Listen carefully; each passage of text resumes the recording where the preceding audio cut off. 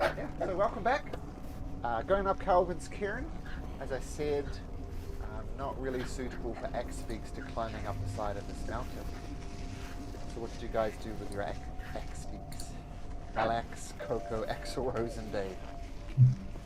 I think we left them at the uh, at the beginning of the mountain, like with the dogs, right? Yeah, I think so. Hi, everybody. Hello. Right down here at the base camp. Yep, that's easy enough. Oh no, I did a new token for pebbles there, Grimmick. So you should be able to move pebbles around there. Appreciate it. Am I on the game? I'm Yeah, just I can now see. starting my Yeah, round. you there? I can see you. Good. Yeah, I can move little pebbles. And if you shift and double click on it, you should also be able to that's cool. bring up the stat sheet. It's exactly the same as an imp. But much better. Alright, excellent.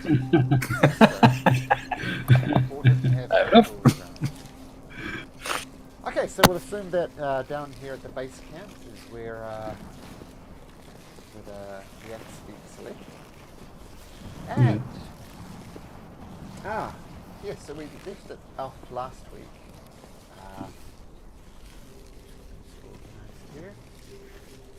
Here you came across, beat the avalanche, just dodged some mountain goats. I'm going to say dodged in a very generous way. And you came across someone who was face down in the snow, barely conscious, in blood-stained, cold, wet clothing. And boy immediately ran up to this climber and started, sniffing around and licking him to make sure. And then you tipped him over, and he came back to life and said, "My goodness, who are you guys?" That's right, where we'll pick it up from. Mm-hmm. I think someone rushed towards him. Are we all close to him, or is it just boy now? No, I think Torajin healed him. Yes. Yes. That's exactly what it looks like. And I think Didn't think I did actually. The last thing I healed was Boy, because Boy had taken a beating, hadn't he? So, or he or she. Well, boy. Yes. I am not making assumptions. Fair enough. Yeah. But I'm pretty sure it was boy as well, because boy took a bit of a pasting from the avalanche. Yeah, that's what it. Yeah, no, it was definitely Boy that I healed. So. Okay, so let's pick it up from here. Boy has run up. He's licking who we assume is Garrett, trying to wake him up. What do the rest of you do? I think I was also close to him. Okay. I'm gonna ask him what happened. Speak up, friend. I can't hear you from such a long distance away.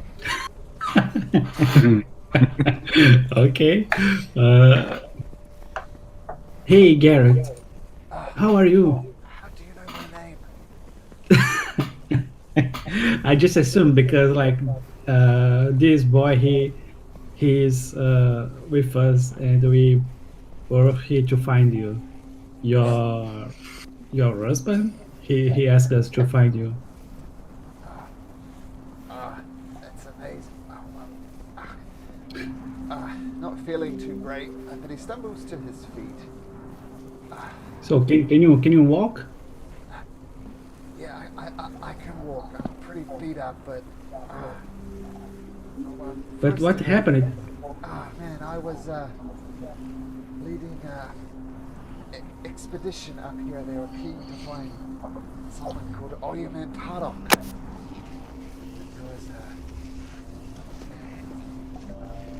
There was a Goliath with me, a halfling, and a tiefling.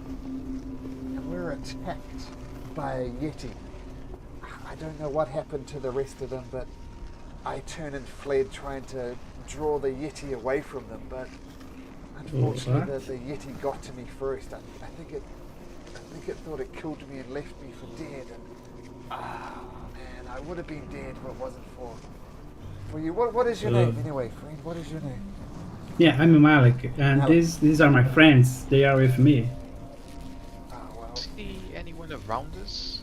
Sure. Make a perception check. First roll over the night. Let's make it a good one. God. Set tone. But I get advantage because it's the first one, right? Oh, I don't need it. That'll do. I Yeah. set the tone nice. So. Yes. Now you are our main holler. Well, I think with that, this isn't how it's supposed to pan out, but this is the great thing about you see, crawling away quite a distance away, but getting slowly closer. This thing here, slowly getting closer and closer, looking they're about to pounce onto Malik. What? Okay. Cat. Alright, lads. Well, I tell them we've got company.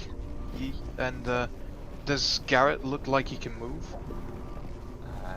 He can move, but he does look exhausted. Okay. Which direction are they? Which direction do I see Down these from the guys? mountains up here. Are you pinging? 'Cause I can't see. Oh, sorry, I'm on the wrong layer. There we go. Right here. Okay, then I am going to cast Spike Growth. Ooh, spike growth, like it. So you see Grimmick just throw some rocks into between Malik and these cats, and spikes start growing from the floor like a trap. That's exactly where you see them. What's your spike growth radius? It's 20-foot radius.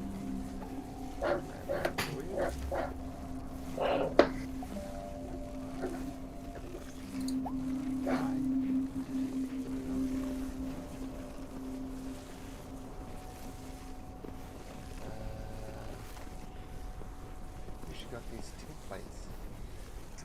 So give me just 1 second, and I'm going to add this into the game. They're incredibly useful. I like the exhausted symbol that you have on tokens, Mark. It's quite cool. Yeah, I find the standard tokens are just so They messy. don't mean anything. Yeah, they're just black and these colourful ones. Much better.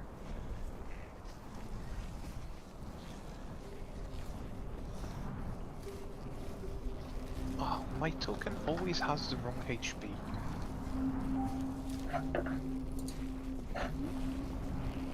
Just quickly refresh my screen. Actually, everybody gives you a screen a refresh so you can see what I'm talking about. Just give you a screen a refresh. Trust me, this will make things a lot easier in the future.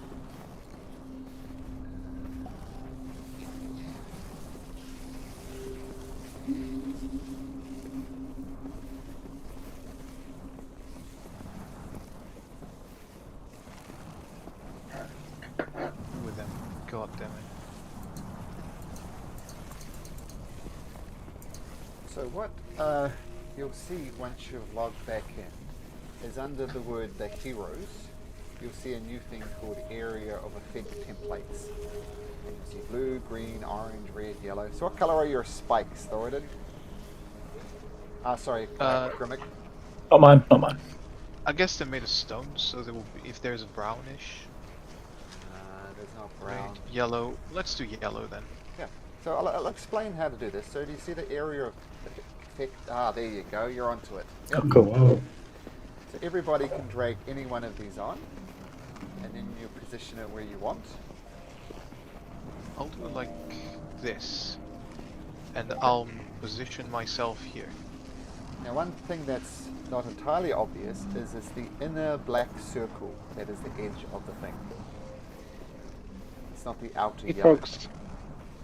See the two black circles? The Yeah. inner one is the one. So just be aware of that. How's it going, guys? Oh, Hey, good. Tyler. Perfect Come on. timing. Alright, so Yeah, the quick recap, whole Matt. rock turns into a spiky rock. So to come to Malik, he's beat. Sorry, to Garrett. He's beat up. Malik's come to check him out, and who was it? Grimmick with a natural 20. Yes. Yes. Grimmick with a natural 20 saw these creatures here. I'll show you them in just a second. With a natural 20, so a great way to start the thing. But he saw these crag cats slowly creeping up on the party. And they probably would have surprised the party, but with its natural 20. Okay, but yes, spike growth goes off. The cats howl out in pain. And that's Don't take damage, I think, until they move. until they move. Yeah. They're not happy about it. Let's start off with a turn order. Oh, I like those rules.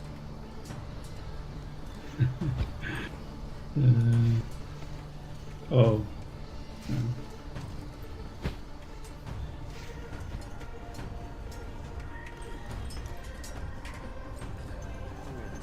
It's colder. Maybe it's still Yeah. Yeah, I'm still loading up my character sheet and everything. no worries. Right there. Don't forget about colder. The opposite of Grimmick. Natural 1 to start and natural 20. And also, always don't forget to put on Sirenscape. People often forget. Okay, so Grimmick, you see these cats approaching and spikes start growing out of the thing. The cats roar in pain. So this cat is going to... It's 2d4 per 5 feet, right? Correct. Do they see it? Are they smart enough? I guess they are. Yeah, spikes don't generally grow out of this. This guy's going to take a step back. He's going to roll 2d4 for me.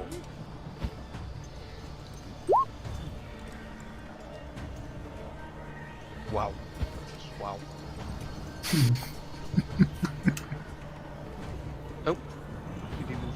No. I guess. Okay, so 3 points of damage. Got it. This It's also half terrain, difficult terrain.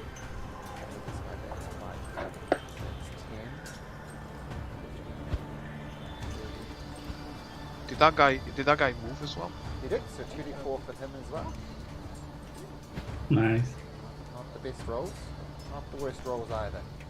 Okay, so the crag cats, you see his pool starting to pool on their pools of blood starts to pool on their paws. That's what I was trying to say. They get out. This one actually got the dash action. Just check.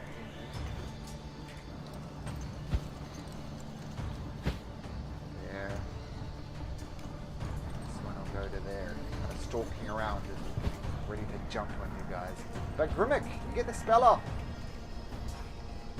What's your next move? And I'm going to crack one of the spikes and hurl it towards the crackhead, but not before I cast Hex on him as well. It's going to be this one because it's dangerously close to me. Hits on this one. So This that's is an Eldritch Eldritch Blast plus the Hex if it hits. It does hit. Why am I rolling so crap damage? 8 points of damage. Not too bad. I rolled a 1, a 2, And your Hex. and 2 1s. Yeah, the Hex was 1. What? Okay. Oh, sorry, I didn't see that. Yes, up above it. 1 points of damage. Malik. Sorry, can I just step back a bit further? Of course.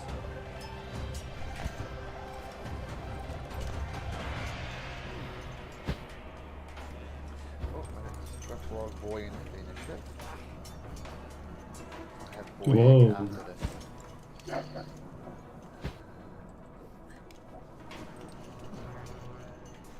boy jumps over top of his master and gets ready. If anything attacks his master, he will impose disadvantage on the attack.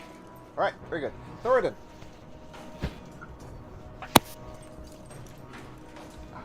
And as well. Sonar, sorry. Yes. Oh, Sonar roll. There we go. So Thoradin. Okay, so I'm going to use my dash to get over here to... Oh, can I go over that rock or do I have to go around it, I guess? Go around it, yep. Okay, so I'm going to get myself... Oops, not like that, not. Get myself over here and I'm going to shout over to Garrett to get himself behind me. Okay. Excellent. Okay, so it's a dash action. And Garrett kind of gets up and looks around. Oh, damn it! And then Sonar, who's not the fastest mover in the world, is going to lumber over and get as close as he can. I think you might have skipped Malik. Did I skip Malik? I skipped Yeah. Malik. Sorry. Yes. Malik, my apologies. No problem. Why can't I move my token? Okay, sorry. Okay, now I can. So I'm gonna. Let me see. Okay, I can. I'm gonna move to next this guy here, and I'm gonna cast my hex curse on him. Is a bonus action. And then I'm gonna attack him with my long sword. Got it.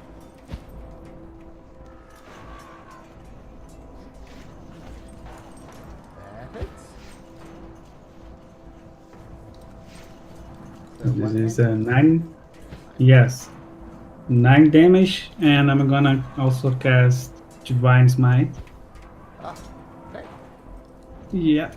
Where is my Divine Smite? Okay, it's 2d8. Nice. So more 12 damage. Okay, so you bring your long sword and slash, and a long cuts along it, and blood starts pouring out of this crag head. Then you pump your divine smite into it. The crag cat looks around, panicked, takes a couple of steps away. You see a blood trail behind it. It falls to the ground, not far away. Whoa. Good point, Steve. Garrett, really how exhausted, and maybe he's got some allies, comes and gets kind of back here, well away from the crag cat. Calder. Okay, are we just perimeter or just normal?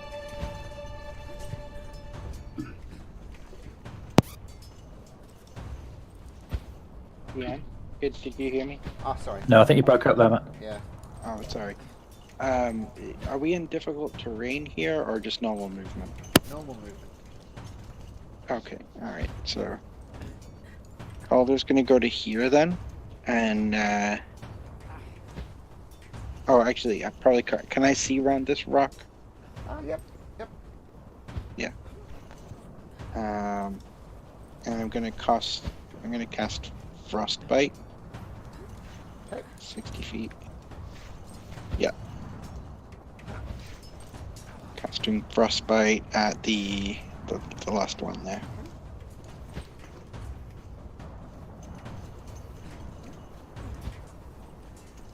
Constitution save. Roll a natural 20. That's how you started off. And, Is that your turn? yep. The boy comes up and continues to guide Garrett. The crag cat looks around, sees his fallen friend, companion, no, makes a run for it. 2, 3, 4, 5, 6. 10 feet off the map. Actually, 50 feet off the map. Is anybody chasing after him? No. No. I throw Eldritch Blast at him. Okay. He is whatever the distance he is away from you, plus 50 feet. I can move a bit closer if needed. It's 120 feet. Oh, yeah. There we There. go. That'll definitely be close enough. Okay. Eldritch Blast. Throw a rock! Misses, and it ducks out the way. Malik. Damn it. Okay, I'm also gonna approach a little bit, and I'm also my sword's gonna be engulfed in black flames, and I'm gonna swing in the air, casting Eldritch Blast also. You moved inside my spell. You take 6 points of damage. Oops. 22 hits. Wow. Oh, not a great roll. Okay, Thoradin. So Thoradin's going to move back up towards Garrett, so I'm within 5 feet, and able to protect him if necessary, and just keep an eye on what's happening with the last cat. Sana moves a bit closer. Garrett gets defensive, takes a dodge action. Calder. I think I'm just gonna sort of wander over to these guys and be like, is everyone okay? Boy protects him again. Now, this crag cat is taking off into the mountains and jumping between rocks and stuff. If you want to get after him, we're going to have to chase after him, and we have to do a chase sequence. So it's up to you. It's not going to be as simple as shooting it from a distance anymore. So it dashes away off the mountains, stuck in between rocks and snows and stuff. Does Grimmick go No. after him? Not for me. Malik? We shoot him. No. Well, Thoradin? Definitely not. No. Calder? Oh no, I'm already hanging out with Garrett, seeing if he's okay. Okay, so the crag cat takes off and is effectively out of sight now. Can I try to remove the fur of the cat? You can certainly try with a survival check. Okay. And also the finger. Oh, Okay. fuck. Yeah, you make I couldn't. Okay. you make a bit of a massacre of taking the fur off this thing, but even with a 4, you're enough to cut off one of its fingers, a claw, maybe. No, that's not hard to do. Yeah, that's fine. So feel free to say you have a crag cat's claw. Okay. Pretty soon, Malik's just gonna have just a necklace of fingers and claws. Just And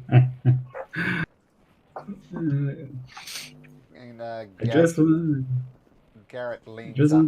Sorry, off you go, Malik. no, I just want to say that I want the fur just to make a nice hat to Sana, but that's okay. Garrett leans up against the rock next to him and says, "It appears I owe you my life again. Those crag cats would have surely finished what the Yeti started." Oh, So where the Yeti went? well, I ran down the hill, so I assume it's up there somewhere. I mean, I do owe you my life, but I did promise these people that I'd keep them safe, and I that's why I ran down the mountain to try and avoid them as best I could. But I don't know if you can, but I am heading up the mountain. I'm going to do my best to try and rescue these people.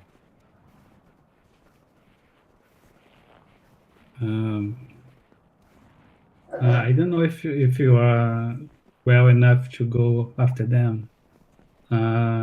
We had a deal with your husband, and I think we are not allow you to go anywhere, man. We have to keep you safe. Well, I think the reason my husband fell in love with me is that I'm a man of honor. And if I promise to keep these people safe, I at the very least need to see if they're alive. Yeah, I'm also a man of honor. I promised him that we will keep you alive. Well, I'm going up that mountain regardless. If you're a man of your word, then you need follow me up the mountain. What time of the day is it now? It's about noon.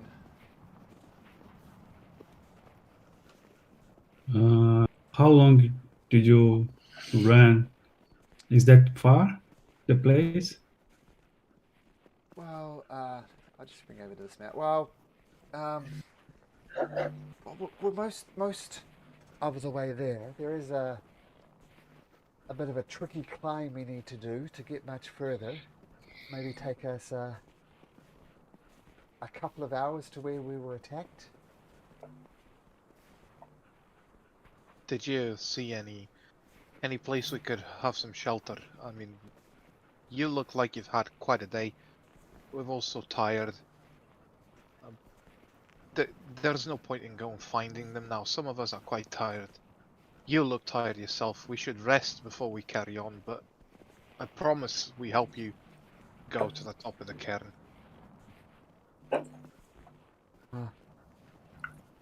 Okay, I think that's a sensible thing to do. I mean, I'm fairly good with a bow, so, but not in this state. So maybe we camp out here for an hour or so, get our bearings, and then press on. What do you say? Sounds good to Calder. I'm doing okay for spell slots and stuff, so. Well, I'll appreciate the hour of rest. Yeah, it's fine for me. You can have like for 2 hours. Have a short rest. Okay. And he says, look, I know I'm tired, but this is what I do. And he goes around and sets up your tents, finds a good spot for it well out of the breeze is just hurling up and down this mountain. Sets up a perimeter. Says, well, we'll take a moment, mend our wounds. If you pray to any gods, now would be the time to do it. Like, I don't know what happened to my companions, but there is at least a Yeti up there. So let's take this moment. And he takes a moment. Do you know this creature that they are after? Oh, you have not heard of Oyumentarok? No. So the legend goes, there's a creature that half the time looks like a polar bear, and half the time looks like an owlbear of sorts. Many people fear Oyumentarok. Many people venerate Oyumentarok. It was hard to get a read on my companions. The Goliath and the Halfling seemed to be close friends and were more interested in just seeing it. The Tiefling, though, I don't know what her story was. She didn't talk a lot, but I got the impression that the Goliath and the Halfling just wanted to see Oyumentarok as a religious worship or something like that. And Asterix, who was a female Tiefling, I didn't know what she wanted. She was kept to herself. So yeah, they were, I think, worshippers of Oyumentarok, wanted to see him. Others... Have you ever seen the creature? No, I have not. Okay. Were they the ones suggesting that it might be here, or? Well, yes. Their idea was to go up here in Kelvin's Cairn if it wasn't here. Maybe start searching along the spine of the world, which is not the friendliest place at the best of times.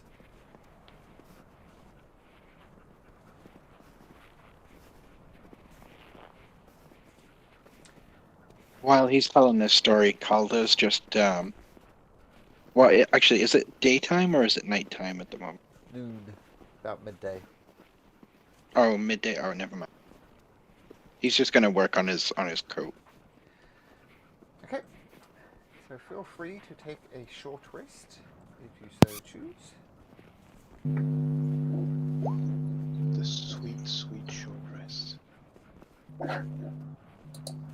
You see Garrett, he patches up his wounds as well. He looks pretty good, apart from being just damn tired.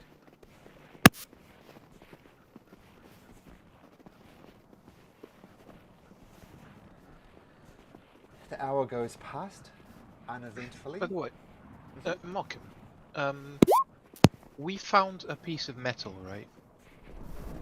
Early on the campaign. When we touched it, it was cold. Do we know what it is? I forgot. Because okay, do we know what Chardolin is? Like, we know the details of it? How freaking bad Chardolin is? If I remember, there was some Durgers that was searching for this on Yeah, we didn't know it Channel. was bad. We knew it was like a magical. Yeah, okay, so this is like outside of the game, like meta information. I don't know if you guys know or not. Chardolin is quite bad. So I'm just asking, do our characters know what it is? Like its origin? I didn't know that. I didn't know that at all. So our characters definitely. Yeah, I think my character Okay. also. Sorry, then I'll shut myself up then. Yeah, I mean, that's always a good distinction, right? Player knowledge versus character knowledge. And it's quite I won't say what I know then, because then I won't spoil it for you. But yeah. Okay. Appreciate it. What you do know is the metal you have, it's very cold to the touch. Like even like touching your armor. Your armor is cold, your metal armor, but this is another level of cold. And you do know that Duragar is a hunting for it. Okay. Yeah. So the short rest ends. Garrett cricks his back. Says, "Well, let's press on." As I said, the next bit is a little bit perilous. So watch your step. Once again, pray to any gods that you worship. This is not going to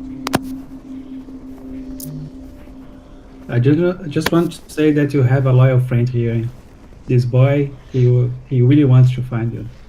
Well, boy is the best. I raised him since he was a pup, so people say don't have favourite kids and don't have favourite sled dogs, but boy is without Yeah. my favourite. After I'll share you a story that when boy saved our necks.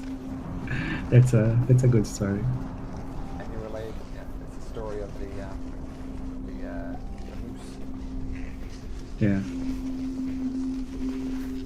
Okay. So now you start zigzagging your way up the mountain. And as I said, it's very perilous here. So there's a thing on a map called Perilous Climb. Whoa. Okay. Well, no time like the present, says Garrett, and he starts climbing up. I need everybody to make me athletics checks. This change something if you have climbing gear?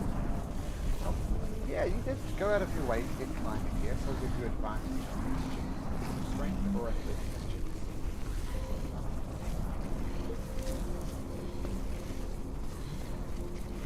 That point will save my life. Whoa. I think I don't need natural training. Sorry, what are we doing? Athletics check at advantage due to your climbing gear. To roll the second one then. Okay. Okay. The first stage of your journey goes well. Check. Sanar climbs up very doggedly, no problem. I assume Pebbles is just flying up, so no problem for him. And Boy has done this before, so no problem for him. So the first stage of your journey goes successfully, no problem. some of you stumble a little bit, some people help each other up over particularly trickier sections. But I'm going to need you all to make athletics checks again.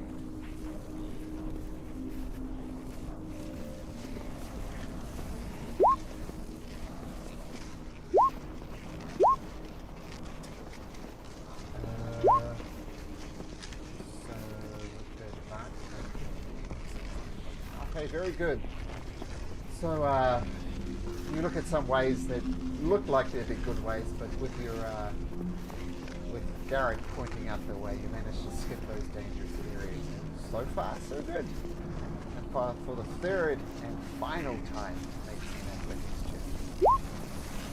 athletics check. I'm amazed at how Calder's doing. I am amazed at how well I'm doing as well. Oh god, I just jinxed it. Oh, look at that. Whoa, I can't believe it. Oh, Two times. Thoradin 22, Grimmick 12. Thoradin 10. Oh, that's your advantage. You're 22, 13, and 25. Don't even need to do this. Okay, as you're going up, Garrett stumbles a little bit, but Malak shoots out an arm with his natural 20 and drags him up. So with your 3 successful root checks, with your very wise purchase of climbing here, that would have been a 2 from Grimmick and a 6 from Calder. Yeah. Being thankful for your gear. You do manage to get over this perilous section. No problem. Up ahead of you, up ahead on your left, is a 15-foot high, 10-foot wide cave mouth, and there's blood on the snow some distance from the cave entrance. Hey guys, you wanna check the cave? We saw what creatures lie on this mountain. Keep your eyes open. While they move forward, Calder's gonna stick out a hand and Wait. just he's gonna like stick out a hand and like stop them from moving forward. And he's gonna take a deep breath and he's gonna be like, let me go check, guys. Let me go check. I can do this. And Grimmick will grab Calder by his clothes. Say, let Pebbles do this. We don't have to go. He's invisible, okay? He's literally made for this. Let's check if this. Let's check if this survive. If the other caravan is here. Maybe they took shelter here. Was this Yeah, where you got jumped by Yeti? So Grimmick, Oh, yeah. you just see Calder's face is just like full of relief. Yes, this is exactly where the Yeti hit me. I didn't so much run down the mountain as fall down the mountain as this creature attacked me, but this is where I was attacked. So yes, send your whatever the hell that thing is into the cave, but pretty much guarantee you're gonna find a Yeti there. Okay, so you're sending in Pebbles? Hey guys, let's see if it's just Yetis inside or perhaps something else. Pebbles, would you mind? I do mind. But okay. You see Grimmick's eyes turn to stone, and Pebbles' eyes turn exactly to stone as well. So I'm now seeing and hearing through Pebbles. Okay. As So you Pebbles see that go into the cave. mysterious black square on the map? Oh yes, I do. There. You should be able to see what Pebbles see. And move them around. How do you make me see my token as well as this token? I've never set it up correctly on Roll20. Well, I looked at my Roll20 stats, and according to them, I spent over almost 3,000 hours on this. So some of that is when I've left Roll20 open, but anyway, yep. So Pebbles, you see that the cave entrance over here.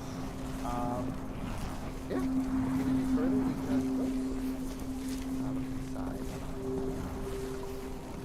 fly in invisible. Yep. Wait, I can't see anything that's going on. Is that what you're meaning to have happen, or? Because you don't see what people see. Oh, sorry, one sec before you go any Okay. further. I just Sure, gotta set sure. I just gotta set the grid up. I just turned it off for the other thing. Okay, so you should be able to move it as per a grid now. There we go. Okay. Right. So, keep do you in guys mind- want me to do? Two things I want to mention about Pebbles. Yes, he is invisible. It does not mean he's undetectable though. Like you'll hear the fluttering of wings. And this is, I always feel I need to explain this. Oh! Shit. This is as per, what's the guy, the big D&D guy, the designer? Jeremy Crawford. Jeremy Crawford, yeah, he said, yeah, invisible doesn't mean undetectable. Like Pebbles, Yeah. for example, is fluttering wings. So it might seem... He doesn't have wings. He floats on a piece of rock, but he can still be detected. I understand. Yeah. So you hear the fluttering wings. I mean, if you stop and don't move, and you'll get stealth check on your advantage, but moving around is different to undetectable. So, He for doesn't example- know we rolled a 1, so he's just gonna proceed. Okay. Right. So You get advantage for the invisibility on your stealth Ah, checks, yes. or no? Yes, you would. Feel Oh, free to so I detect it in a oh, natural okay, light. okay. Yep. I didn't know that. For sure. Okay. Okay. Okay, so he is seeing like a fork. The cave forks. To the left seems to be an icy bridge, and That's to the exactly right I what it see. is. Like you see this I see chasm the here, bones. and this chasm here. It's the same chasm, but there is some form of ice bridge going across it. And the ice bridge looks pretty thick, maybe at least a foot thick. So you feel your trusty master Grimmick walk over there. And yes, you do see some bones to the north. Bones. What is that? He's gonna fly towards the bones and see. Oh god, there's a lot of bones. Yeah, so What are these bones? Just from, Yeah. I'm not like investigating. He's really just hovering over it, so don't. Make a nature check and see if you recognize them at a glance. Oh, this. Yeah, that's an intelligence one. Yes, you can roll that one. Oh, what? Yeah, Oh, you're um, right. Yeah, you can roll that one. You're looking through his eyes and you're seeing what he's seeing. Assuming more intelligent nibbles. Not really, no. Good comment. They look big bones. That's all you can get off it. Bigger than a human's. That's all you get Okay, he's from starting to be a bit too far off, but he's still like going to get a bit closer. Oh shit. Okay. Let me explain what you see before you curse. So you see, Apologies.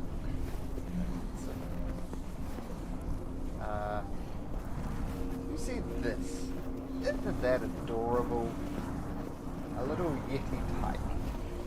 What's Oh. not so adorable though, is you see this creature on the ground. It's a halfling.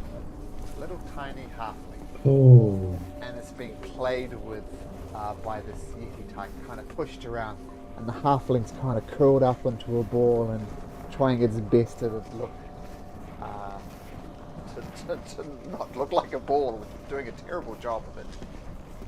And just hear the low roar of something slightly over in this direction. Pretty sure it's the roar.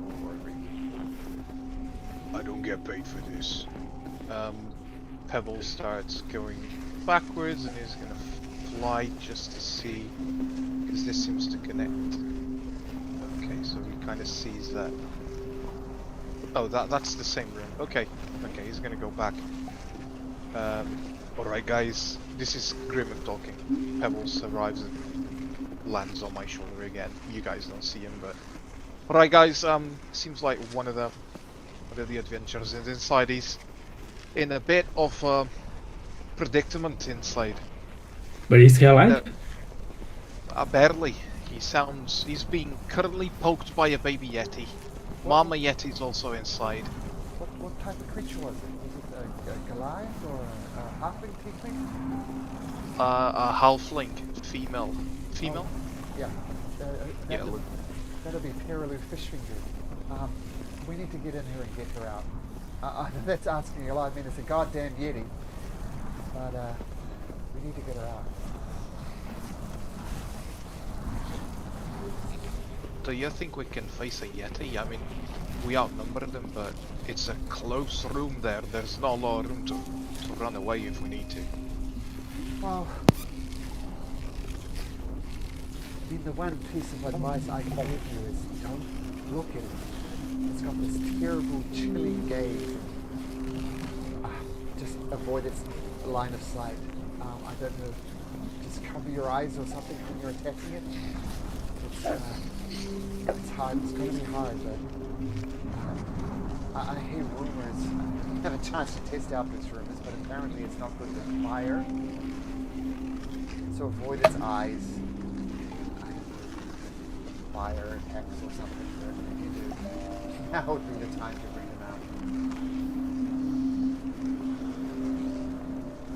Can you shoot his eyes with your arrows? Oh, yes. I think that's the best tactics. You said it's quite cramped in there, Grimmick?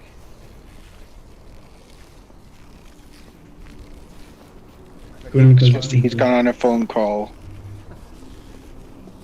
Ah, yes, lads. Yeah, that is quite contained up in there. His accent is much better than mine. No, that was pretty decent. That was pretty thank decent. Couldn't tell the difference. Well, maybe we Paula's need to- gonna just. Sorry, go ahead.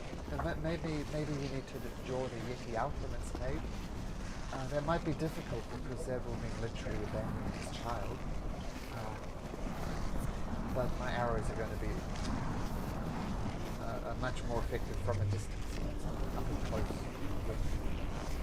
So whether they're crammed up there, I don't know how this creature's icy gaze works. Maybe it'll affect all of us, maybe just one of us.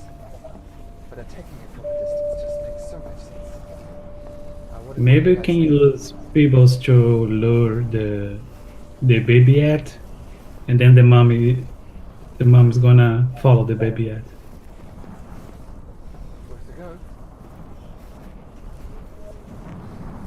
What do you think, Pebbles?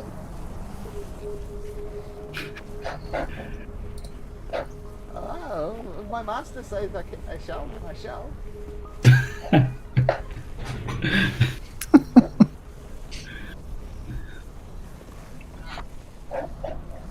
I'm kind of surprised. I feel like Pebbles would probably be like, "Yeah, screw you." Yeah. Yeah, I have the same feeling.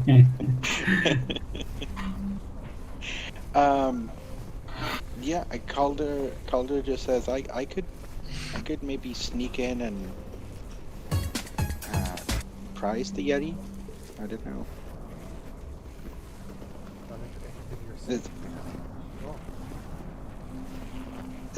Is it dark in there, Grimmick? Yes. Oh. Why is it always dark? There's another option though. We can either sneak around or I'll just go in and get it out. Which do you want? Yeah, but the problem I think is the baby that is really close to the coffin, right? Yeah, but that's okay, isn't it? Because if we get to that and startle it, it'll make a noise. Its mum will come running. So Yeah, makes sense. that's what I'm going to do. I'm going to just go in and make enough noise to bring it out. So if you guys get ready, it'll come out and I'll come running before it gets here, hopefully. Okay. Greg, okay.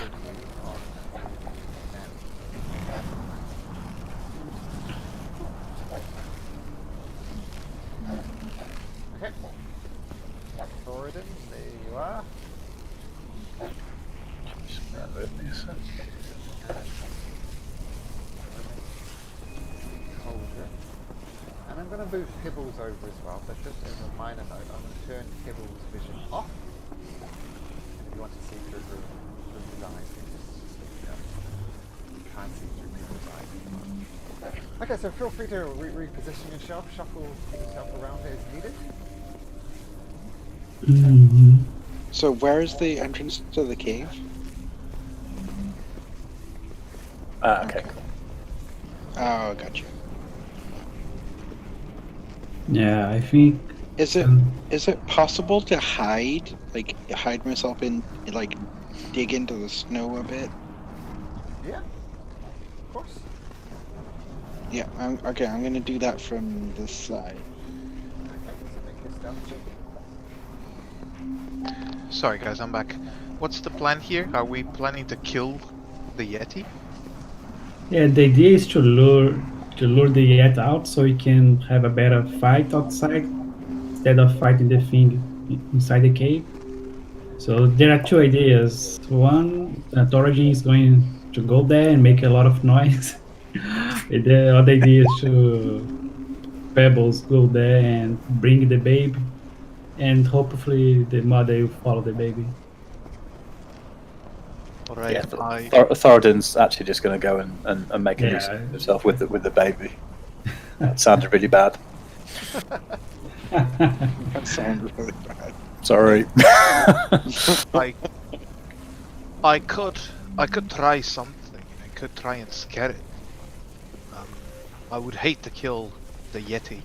I know it attacked you, Garrett, but I would hate to kill the Yeti. Just it's probably going to defend its cub. It is, but we don't know how many other people are behind it, do we?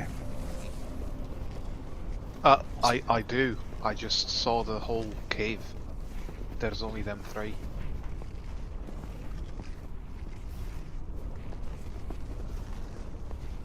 I could scare the big one.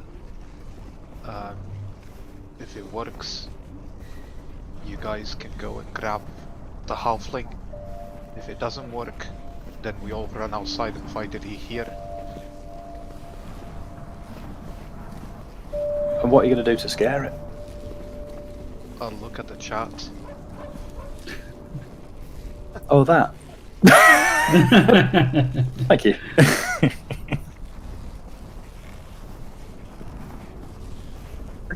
What is this chat you're talking about? Yeah. I think it's Sorry. a dwarf. I think it's Sorry, a dwarf thing. didn't he give you a glossary before this? That's what I meant. Yeah. Like, I could just hurl him some rocks.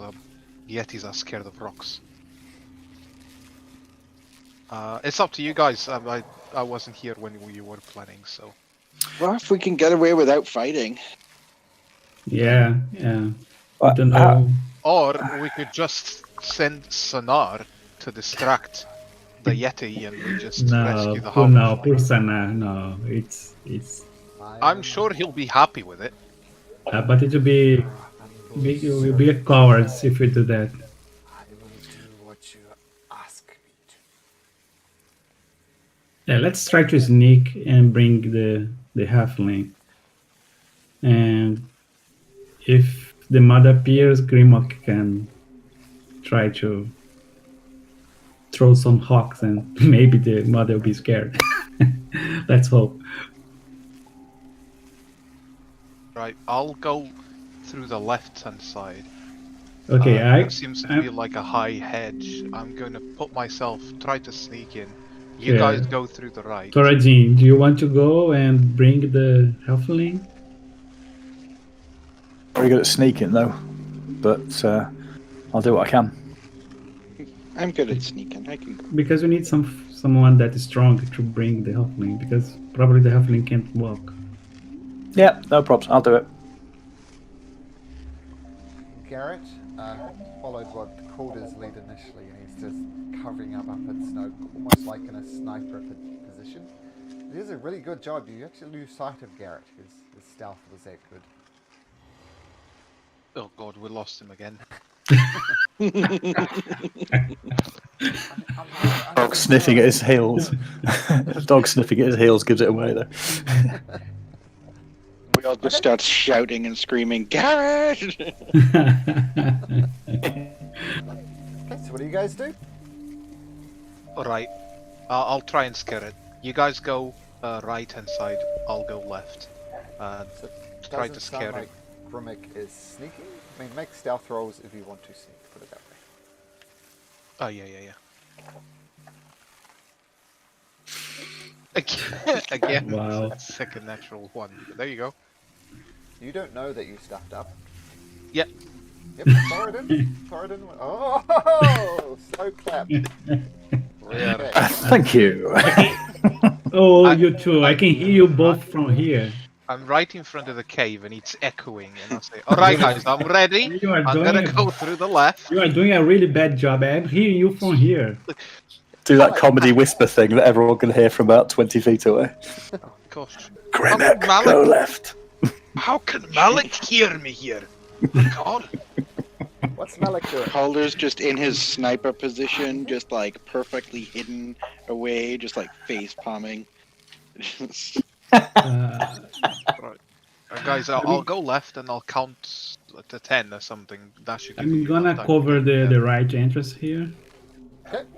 And I'll call Sana to So be you're here with sneaking in me. at the same time there, Malik? Oh, sorry. Oh, sorry. Yes. Thoradin, sorry, Yeah, Thoradin. then- Thoradin, okay. Yeah, absolutely, yeah. As you're slowly sneaking forward, Grimmick goes a bit further on, and he successfully negotiated the ice, no problem. He does a little jump to celebrate, and crack! A little bit of the ice cracks. And Thoradin turns around and says, "What the hell are you doing?" And he knocks a small pebble down here. Almost like that Lord of the Rings scene in the Mines of Moria where they touch a skeleton. It gets louder and louder and louder. So the little rock hits a big rock, hits a big boulder. And all of a sudden the sounds are echoing around the cave. And you hear from inside the roar of a Yeti. The kid's just gonna say, Yep, we're going to have to roll initiative. This plan did Oh, not work damn with it. 2 natural ones. oh no! Change of plan, guys. We did really well here. Go right back out. That was the plan. That was the secondary plan. Yeah, try to scare the Yet.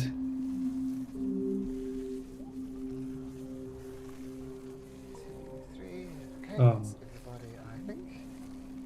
Let me click on the Yeti Ooh. bike button on Sirenscape. Okay, and Grimmick, you stand on the ice and it cracks, and you hear the roar of the Yeti. It appears to be coming down your side, and then in a hurry you hear his Thoradin set up a rock avalanche. What do you do? Alright, this was a bad plan for him to start with, and he just starts walking back. He's gonna stay there and prepare a Eldritch Blast at if the Mama Yeti comes aggressively towards us. Very good. Done. Thoradin. So I will take a position just next to Grimmick. Okay. I'll prepare for whatever's coming, and I'm also going to cast a spell, and that is going to be the Shield of Faith on myself. Okay. Shield of Faith, so that is concentration. Let's keep that in mind.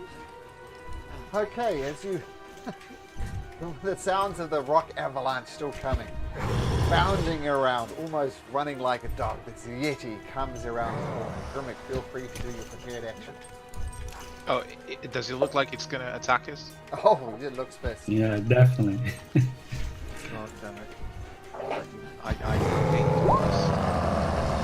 oh, perhaps he fails. So maybe in shock as it comes. The rocks shoot out, clatter down there, making an even louder noise. Yeti sees you doing some weird stuff and it just locks at you with its gaze. I need you to saving throw.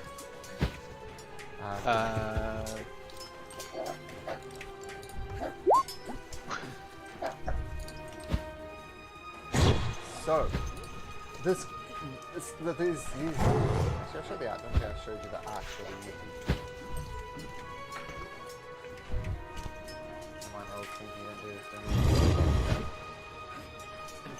This is what this thing looks like.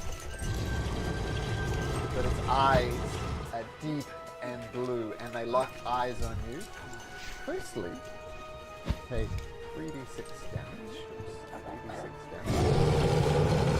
And you watch as Grimmick locks eyes with us. He can't bring his gaze away, and he falls to the ground. He doesn't just fall to the ground like he's collapsed. He falls to the ground like he's some type of statue. He's locked in place, almost as if rigor mortis has kicked in. Then it rushes forward to Thoradin. You can't get there. And just comes bounding out at an unholy speed and rakes across Thoradin with one claw for an 18 and a second claw with a natural 20. So from the first claw, 18 does just hit. Take 5 slashing and 4 cold. I've got the +2 though from the Shield of Faith. Oh! So I've got a 20 AC at the moment. Okay, so the 18 misses, but the natural 20 still hits. Okay. So you take 8 slashing and 5 cold. And I need you to make me a concentration check.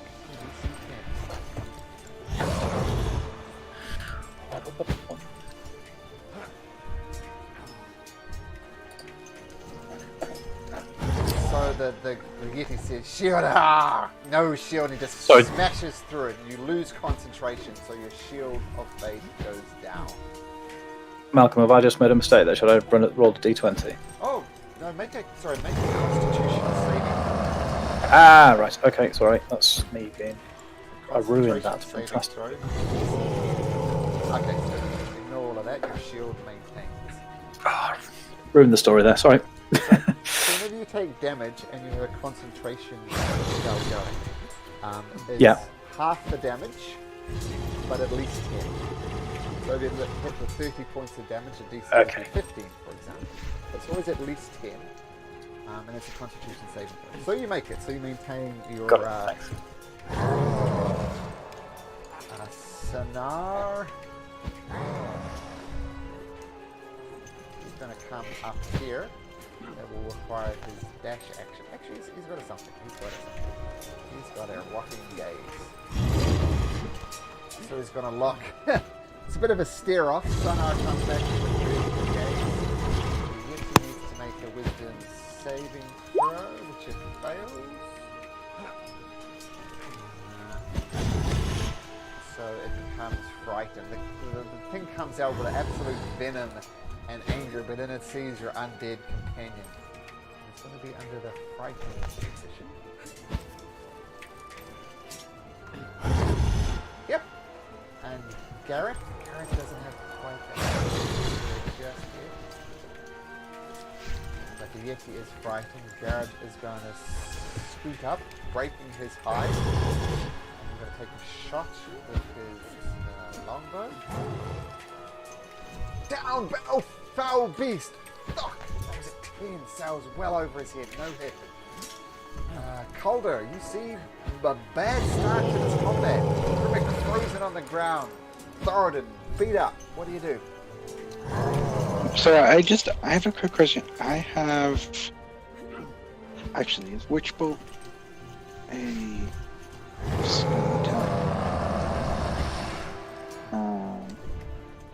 Did I have my turn? Actually. Oh yes, I did. I moved back. Yeah. Sorry. And prepared an action. Yeah. Right, so I can see like half of the Yeti. Can I shoot a Witchbolt at the Yeti from here? From hidden?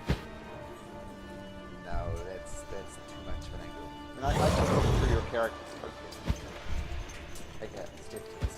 I can see like a quarter of the Yeti on my thing. You would need to take one step south. Okay, so I'll break my hide. Alright, so I'm gonna do that. I'm gonna break my hide. I'm staying close to Malik and keeping Sanar in front of me.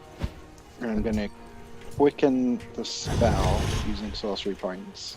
That's a bonus action. Yep. And yeah, so it's gonna be a bonus action to cast 2d12 damage because I'm casting it at 2nd level. So give you a bonus action, which is bolt.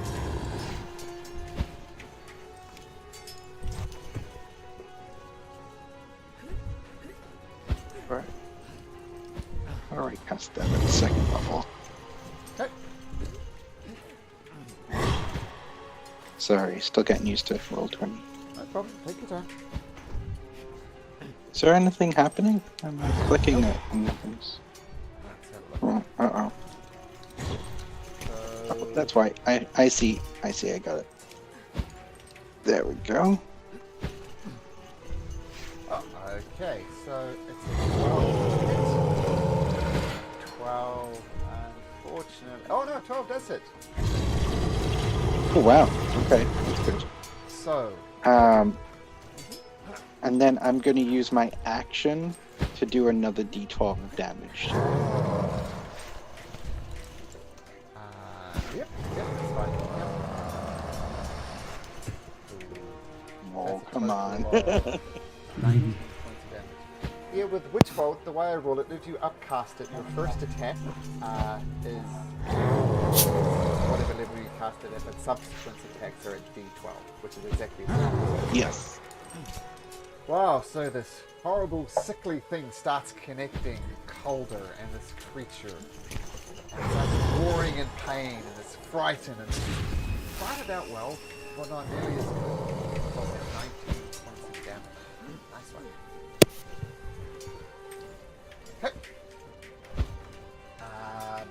Is it your turn, Calder? Yeah, I'm just going to stand there with my hand out, black crackling lightning between me and the Yeti. Pretend that light blue line is his flag. Okay, boy is going to rush up. He's going to guard Calder, but he's here in any way. Try and make... Okay. Something's happening.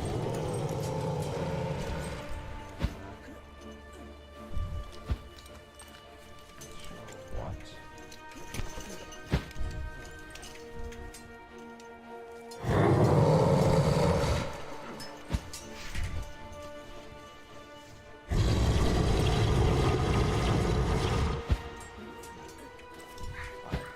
You see the little halfling just coming, tearing out of here, and you notice across the back, as you look behind you to see if something is in pursuit, you see claw marks breaking down the back. It looks like a fresh wound. She is not looking good. Malik. Okay. Let me see.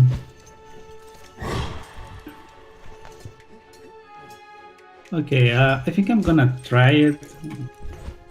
My DC is kind of low, but let's try.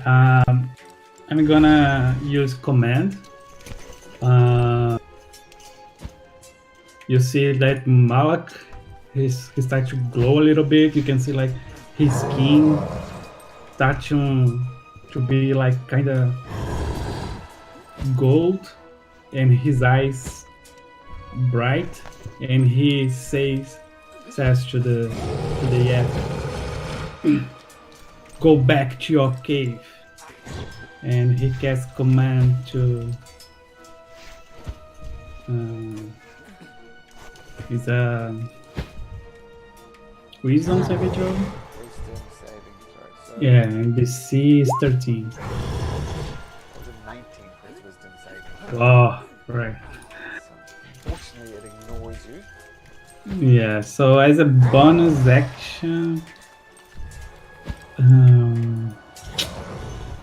me see. Yeah, as a bonus action, I'm gonna cast Hexblade's Curse. So I have a place to if I hit him Got it. next time. Yeah. Is that your turn? Can I finish here Yeah, if you're on top concentrating. of Grimlock? No, you cannot finish your turn on top of it. Ah, okay. Not a friendly one. If I would try to pull Grimlock, it would be an action, right? It would be. Yep. Yeah. So yeah. So I think I'll stay here. Okay. Bounding down, you see the little Yeti tyke. Some of you can see it come back, but you see the mother turn around and roar something at it, and the thing immediately goes back into the cave. Grimmick, oh, you're Can- paralyzed. Can Pebbles still attack the Yeti? Sorry. Yes, you can roll. No, Pebbles can't, but it can provide the help. No, he can, because he's a quite special. Yeah, with the Find There. Familiar spells, but it can take other actions as well. If you read the last paragraph,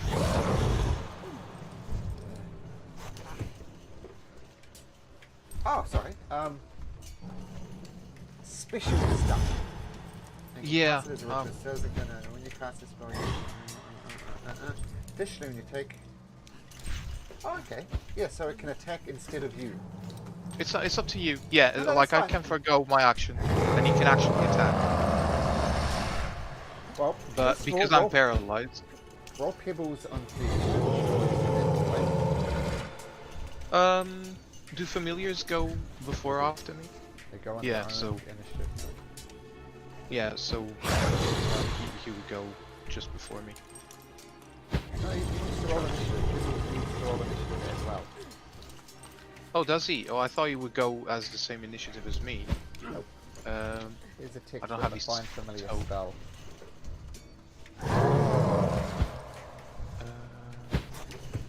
His initiative would be his dexterity. Yeah, if you, well, the easiest way to do it is click on Pebbles. I don't have his token. Uh, Oh, I can't see him. That's why. I can see him. on his token and click in it up in the top left, and that'll take care of his initiative. There you go. Okay, it's Yeah. Pebbles' turn now. Yeah. Sorry about that. So we can give him an attack now from his previous turn, because he was first. What does Pebbles do? Gonna attack the. So on the previous turn he wouldn't attack because I wasn't foregoing my attack. Oh, that's true. On this one I'm paralyzed, so he's gonna break out of his invisibility and try and avoid this this Yeti. Sure. Okay. Yeah. Damn it. This is unfortunately after all that build up. So Grimmick, you are paralyzed. You will be forced to try and get out of it at the end of your turn. Unfortunately, you're still down. Okay. Yeah, so that was at the end of your turn. So still paralyzed, unfortunately. This creature is going to lock eyes on Malik with his chilling gaze. I need you to make me a Constitution saving throw, Malik. First of all, you take 6 points of damage. And you two freeze up and fall to the ground, paralyzed.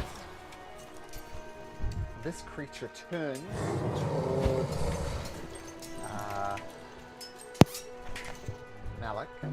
Grimmick, and it's going to attempt to pick you up. It's going to have disadvantage because it can see Sunar and is still afraid of it, though it might not be. Yep, so make me a strength check. Do I fail because I'm paralyzed? No, not Grimmick, sorry. Thoradin, sorry, Thoradin. Oh, okay. Strength check. Strength check, Yep, or athletics if you have it.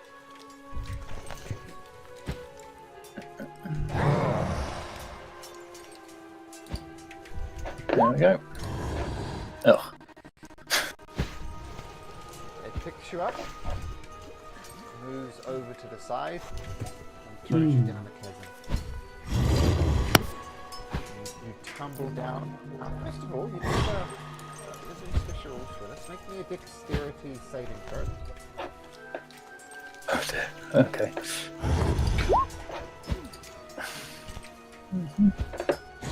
Rolling really well, guys. I know that's the classic, isn't it? You see Thoradin tumble down the side there. Land on the bottom of the pit. Out. He's down. Thoradin, make me a dex saving throw. Oh, okay. How do I do that? The easiest way to do that is right underneath where it says your hit points. You'll see death saving throws with successes and failures. Click on the word death saves itself. Sorry, I was using D&D Beyond. Let me swap over. You can do it on the DM.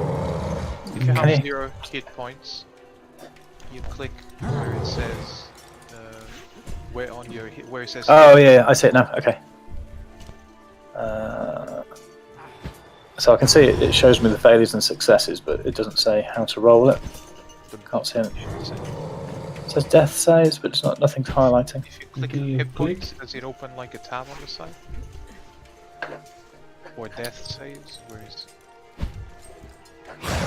Brilliant. Still can't. Is that rolled it? Yeah. One success. Yeah. Okay. Brilliant.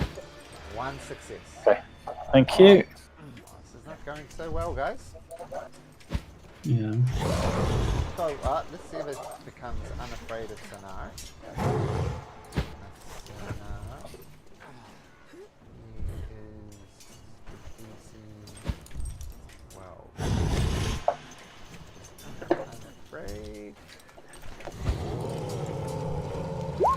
No, it does not. So it's still afraid of Sonar. Speaking of Sonar, seeing it's still afraid of them, it's going to go around here, right next to the thing. And it's going to start pouring at this thing twice with its hands, with its rotting fist. Both hit. That's the good news.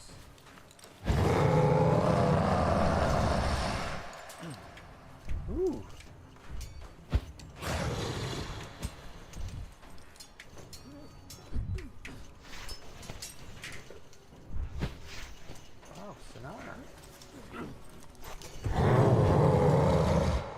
Advantage on those since it's afraid. Okay, so what you see happening is Sonar saying, "You shall not take these creatures today." It starts just clawing and scratching and pulling and tearing, and actually tears the Yeti to pieces. Whoa. What? Has advantage because it was afraid of it. It rolled really well on its damage. Wow. Cool. Good thing we didn't fight Sun. Yeah. Garrett says, I saw Thoradin fall. What are we going to do? Let's try to get him. Okay, Calder's going to jump over the prone bodies of that thing and throw down a rope. That's what Garrett does. So there's a rope thing. That's all Garrett can do. Calder.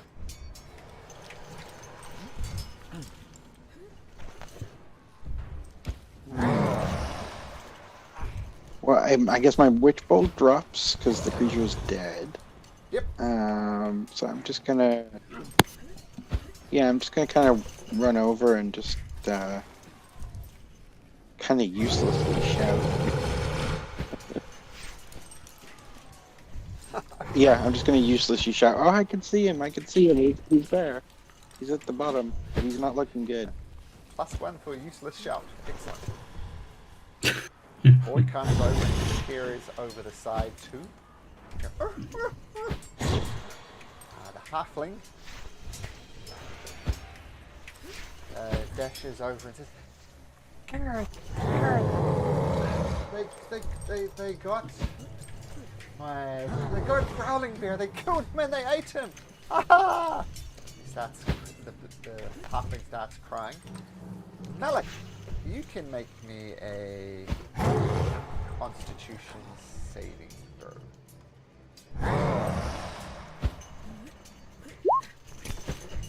So at the end of your turn, you do get up, but become unparalyzed. That's all that happens on your turn. Mm-hmm. That happens. What does Pebble do? Is Pebbles able to... Oh, how deep is this chasm? It's Right, he can fly 40 feet. So if he flies down, does he see that Thoradin is dying? yes. And could he try and stabilize him? I don't know how it works. Do like aid him? Nope. Pebbles. That's not in Pebbles' wheelhouse. Okay. Pebbles will just fly downstairs and shout, "He's looking real bad, guys!" Grimmick. So he Make me a Constitution saving throw.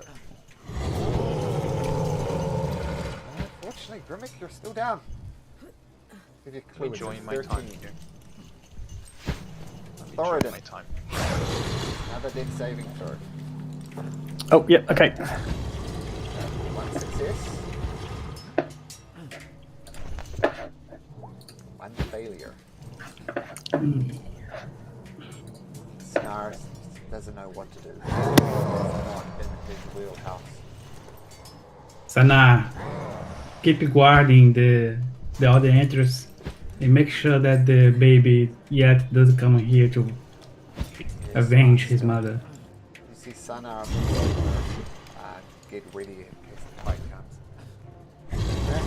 Somebody get down the goddamn rope and help him! He holds the rope steady. Colder.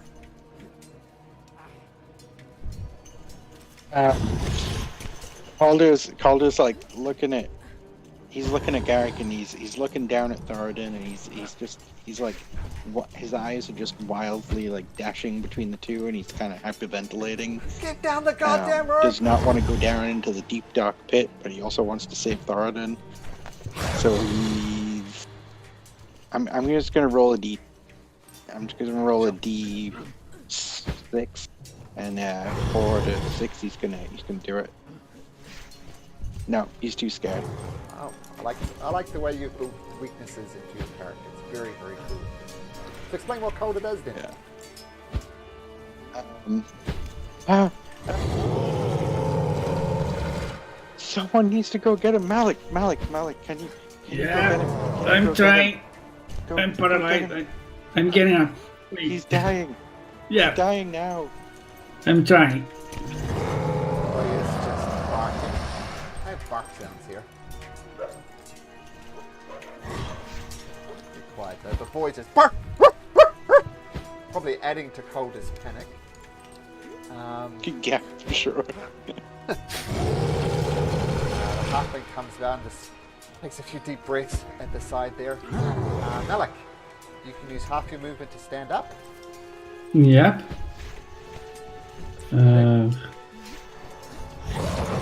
Where is the hole? Can I move here and then use my? That's as far as I can go with my movement. Can I use my dash action to get down?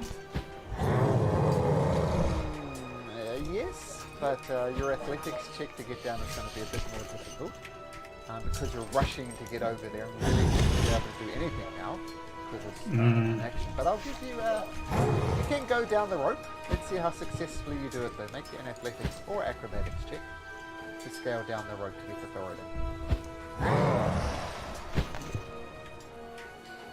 You start sliding down the rope, but you stumble a little bit and crash right next to the Thoradin. You're going to take 2d6 damage. Way down. Mhm. 7 points. 7 points. Still up. But that's it. Okay. That's your turn. Okay. Now, just as a heads up, anybody could theoretically stable Thoradin with a DC 10 medicine check, or if you got a medical kit, if you're not of the divine nature. But yeah, Malik stumbles, half crashes down there. Something happens. What's Pebbles doing? He's just laughing at the whole situation. You're all gonna die down here. I need more hope. I need my hope, Pebbles. Help me with hope. Bring more hope. You want me to eat it? No, to bring more hope. Heck, that's Constitution saving throw. DC is 13. Eventually. Oh Grimmick. no. Still paralyzed. Thoradin. Yep. One failure. Drum roll. I think that's a success. Whoa. This is one failure. Oof. Still a natural one away from death, by the way. Oh, That's a natural one who would have died. awesome. Thanks for that. Yeah. Just feeling happier again. No pressure. No pressure. Because a natural one is 2 failures, right? Right, okay. Be on guard. Garrett, screaming against throw. Calder, you're a coward! You should have been down there. This could be the end of him. Coward! Calder. Calder's just like sobbing and trying to sort of shake Grimmick. Is there anything I can do to try and help him come out of it? Let's have a look. Can you use your help action to help Grimlock? Yeah, maybe I could do that. Give him advantage on his save.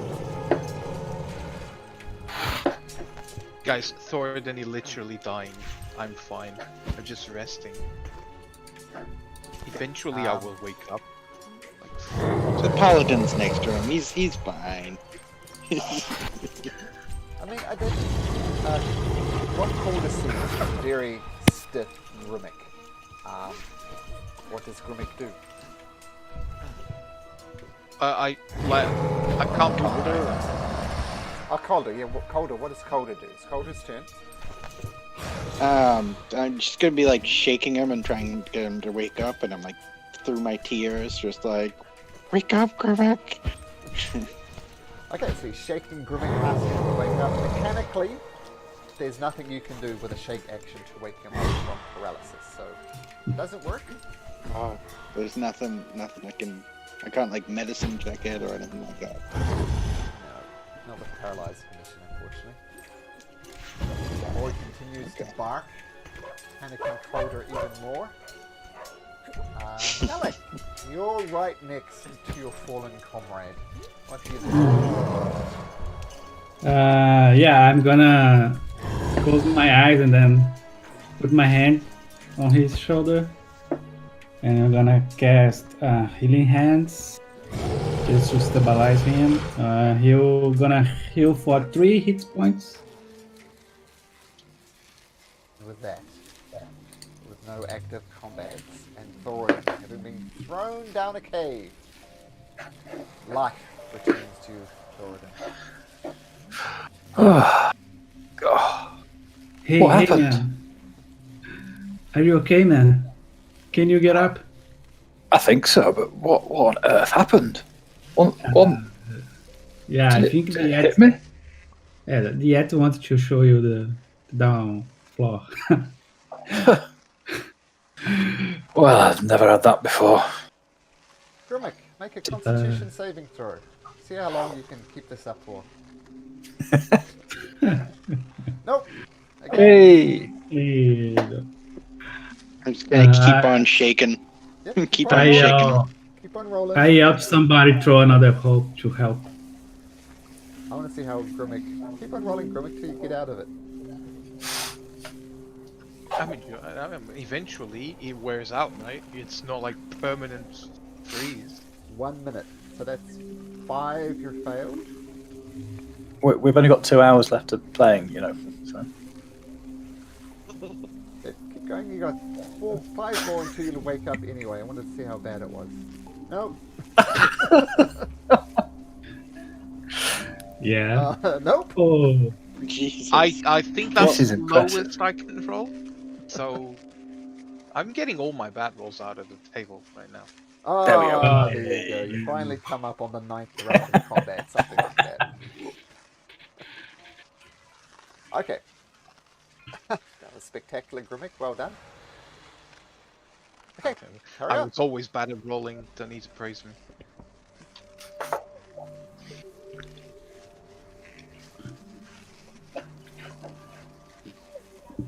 That's all right, Calder. Don't you worry. I was just having a little nap. Oh good. Oh good. And I'm gonna like look over the edge to see if Thard and Malik are.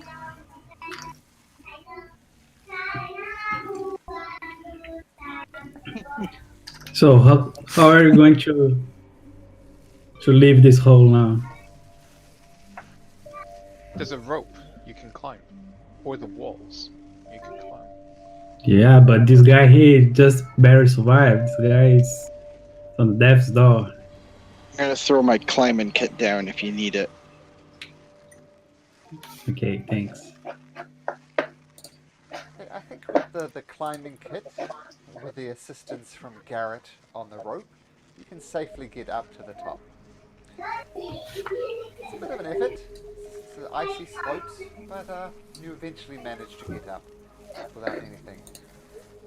And as soon as you get up, Garrett takes a deep breath, comes over to Calder and pushes Calder in the chest. What the hell were you doing? There was a man in danger and you ran Hey, away. hey, hey, What hey, the calm hell? down, calm down, calm down, my man, Not calm talking to down. you. What the hell were you You don't doing? know this guy. You What don't the, know this I'm guy. not talking You to don't you. know us. What What were are you you doing? But you're talking with my friend. Calder? Let him go. Calder's gonna hide behind Malik. Look, we're in a very dangerous situation. Your friend was down there. I'm coming up to save people I don't even know personally. And you were so coward not to climb down a simple chasm. All Is right, Is he Garrett. still like pushing into? Is he still like coming towards Calder, even though he's hiding behind Malik? No, he's kind of shouting over Malik's shoulder. Oh, okay, all right. Sorry, Grimmick, what were you gonna say? No need to have a hot temper here. Some of us were made to fight. Some of us were made to stay in the back and throw fancy spells. That's what Calder is good at. That's what he excels at. He's not one to go climb down the rope. We don't need more injured people. He did the right thing there. Even if it means the death of his friend. Well, there's little he could do if it would have fallen. Well, Then apparently we had little he two could death do. threats. Stuff all, apparently. Well, we survived all the way up here. All of your party seems to be killed, and I point to the bones. We are the ones calling the shots here. I don't see why you're so upset. We saved your life. Garrett grabs his forehead. Look, I'm sorry. It's been a long day. I'm sorry. That was not necessary. But you were starting to annoy me.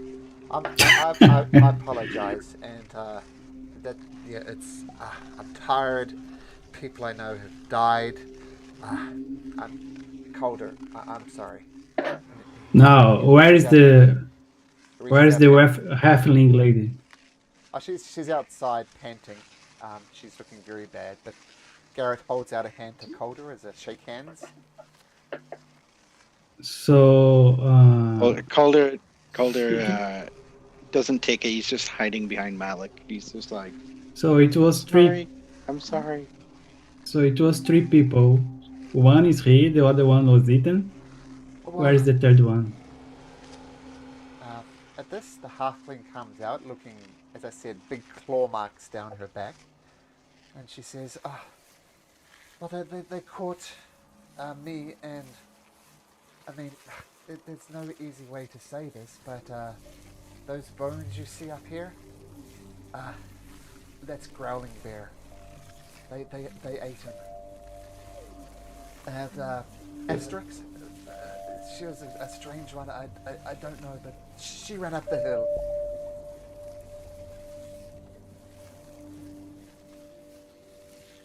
She went up the hill? She went up the hill. I don't know why. Like we scattered. Garrett ran down the hill to draw it off, which was great. But then it came back not long afterwards, killed Growling Bear, almost killed me. And we need to go in and kill that little shit of a Yeti. And she points to the clawbacks on her back. This is what it did to me. Yes, it's a child, but it's going to grow up to be a Yeti and may kill someone else. But we need to go in and kill it. No, don't kill child here. Okay, we already killed the Yet, and the Yet killed your friend. That's done. So we are done here. I don't know, Garrett, if he wants to go back to look for the tiefling, but we are pretty much done here. Look here, Miss Fishfinger. An eye for an eye and the whole world would be blind, okay? If your friend went up the hill, that's where we're going. There's no point in messing around in this cave any longer than we have. Well, I disagree, but I'll respect you as you did literally save my life. Can we at least collect the bones of Growling Bear? Do some type of ceremony for him? Yeah. We sure can, yes. I'm sorry for your friend. I'm sorry we couldn't be here on time. So you've saved me. Apparently saved Garrett as well. Maybe we can save Asterix. So before we do anything else, everyone, I think we should just gather around quickly and say a quick prayer of thanks. So can everyone just come closer to me? Yeah, sure. Pebbles just hugs you real tight.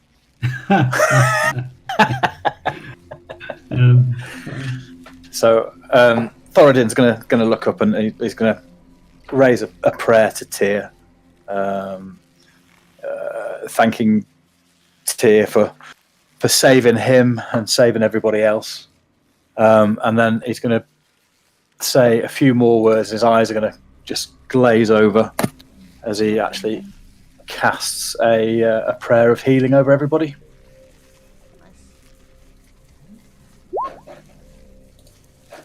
Oh wow, that's impressive. So everyone, I assume, is it within 30 feet now, aren't they? So. Yeah. So the halfling heals up to her. You notice some wounds on Sonar, and you notice the wounds do not heal. Dead. While that prayer is happening, Calder's just like sitting with his back to the group, just staring into the chasm.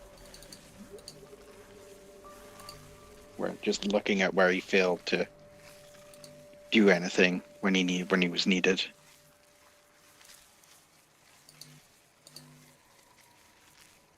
Yeah, I'm gonna touch him in the shoulder and say, "Hey, man, don't think this too much. You did your best, okay? There are some things that just scare us, and even the bravest of the men, they sometimes also fear something. So don't push yourself too hard. You did your best, okay?" Malik, I know. I have my thing with the shadows. It's difficult. But did you see the lightning? I did the lightning. Yeah, that was amazing. That was really amazing. Yeah, I liked it. I felt powerful for a moment. Yeah, it was really amazing.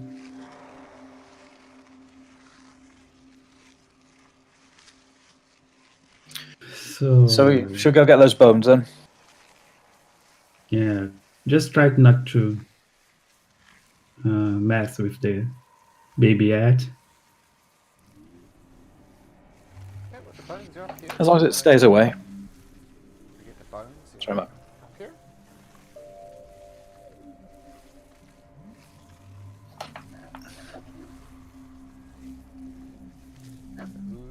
bones? I Them can go. bones. I'll go. Oh, okay. Probably Malik. Sure, there's the odd finger bone in there. It's the first time you guys have seen these bones. It's a bit gruesome. There's still some flesh left on them. But you look closer and they're very definitely a Goliath. Now you get a closer look at them and mentioning what Piraloo told you, it's not hard to deduce. One of the slightly odd things is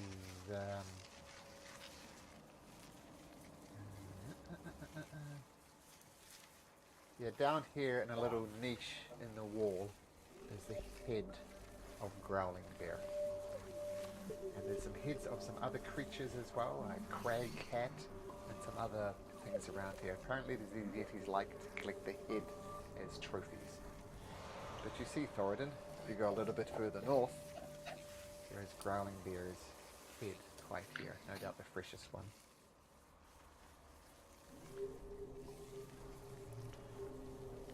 So I think Thoradin's going to just move a bit further forward. He's going to have a look at the bones on the ground and see whether there's an arm bone, preferably one with a bit of flesh on it. The only one with a bit of flesh to it is the one that's still attached to the Yeti. To the Goliath, sorry. So the body of the Goliath is pretty much intact, apart from the head's been ripped off. And you can tell they've been gnawing on the body of it.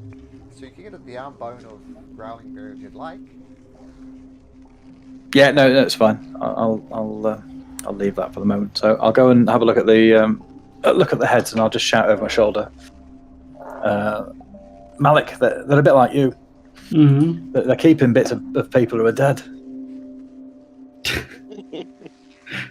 I don't know what you mean, but okay. Well, come have a look. Yeah. You see a bunch of heads, one of which is a Goliath and fairly fresh. Do I only recognize the one head, or there are more heads that I could recognize? It's the only humanoid head there. So there is the head of a crag cat, leopards, another elk, things like that. But the only Okay, I'm gonna grab the head. Okay. Garrett's gonna go inside. Just take a breath while you guys are searching around. Piraloo sits with them. Actually, she's gonna sit over here, well away from the Yeti tiger. What's Calder and Grimmick doing while this is happening?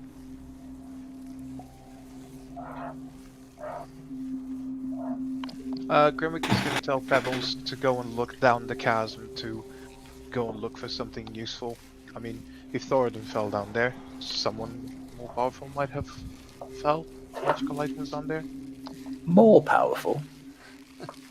Sorry, as powerful as. Pebbles, make an investigation check. Just 1 second. I'm not on my computer. No problem. Wireless headphones are cool, huh? Yeah, really cool. Investigation as an imp, right? As an imp, yep.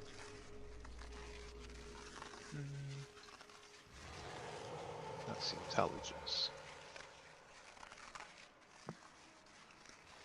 He does find some things, not very much, but he does find a few scattered silver pieces. Okay, many silver pieces, 9 silver pieces. Pocket money. I'm gonna add that to my All equipment. going about your business. You hear a horrible sound outside. No way. You The father? You see a Yeti come around the corner carrying a goat under one shit. arm and sees his dead mate. Roar! And he reaches. No one's surprised, no one's not surprised, so this is straight initiative. Fuck. Yeah. Ah, damn it. Terrible roll.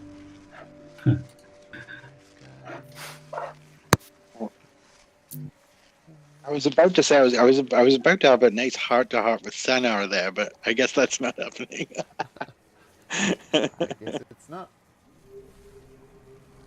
Oh, thank God I have a high initiative. The Jesus, Yeti that could rolled have been really really well bad. last time, but terribly this time. And that's everybody. And let's take this moment just to have a short break, and we'll get into it after the short break. How does that sound? Sure, That's come good. back to Okay. die. Yeah. Okay. Okay. 5 minutes, 10 minutes. Just 15, 5 minutes. 20 Just minutes. 5 minutes. Yeah. Okay. Yeah. Okay, No let's worries. go, David. Thanks.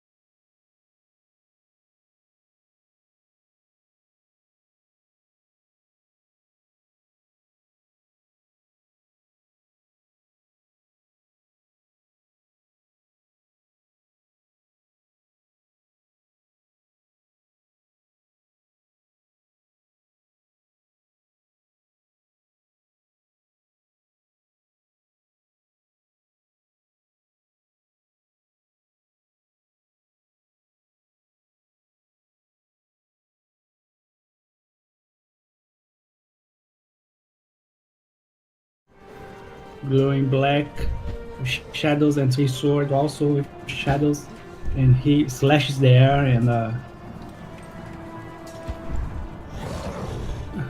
a wave of black energy.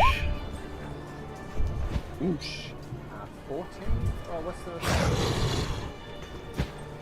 Yeah, it was Oh, it's a 14. 9 plus 14, 5. that's it. Four. Well, this poor Yeti just getting slapped left, right. Assume that's your turn, Malik? Yes. Rime. Stand right in front of him and say, "Alright, your mate nearly killed us. You're not gonna do the same." And I involve him in pebbles with my hex. And I cast Eldritch Blast on him as I hurl 2 rocks towards him. Total of 13 points of damage. Roar. And it says, it sees it. It comes up to you, tries to throw you in the pit. But you, duk, duk, duk, duk, duk. Down it goes. Well, that was much more successful than the other one, guys. Yeah, I think we learned how to fight yet. We have to have a turn order faster than him. Yeah, well, I got 2 paralyzed 2 of you, threw 1 of you down a hole, and this one didn't even get a shot off. So well done.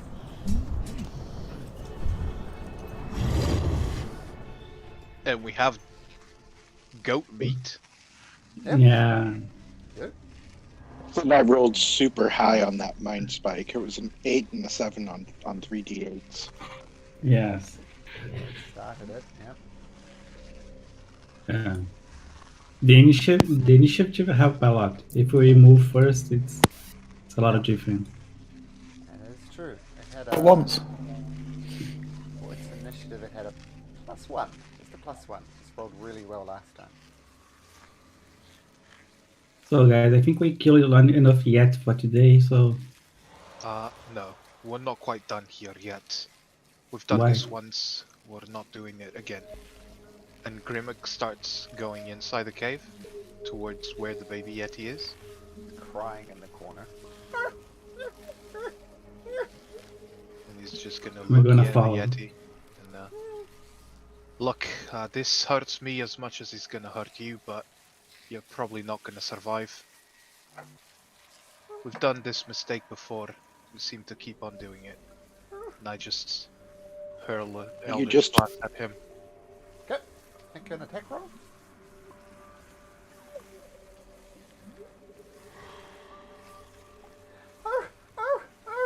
I tried to do it as quickly as possible, so I imagine I put the Hexblade curse on him as well. Sure. Had 9 hit points, so we'll call that a quick death. Alright, now we're done. And he's gonna remain quiet, just move out. yeah, Malik is also kind of sad, and he didn't want to kill it, but As I'm walking past you, Thoradin, you hear, "That was well done." And you just see Grimmick like snap his fingers and Pebbles disappears out of this plane.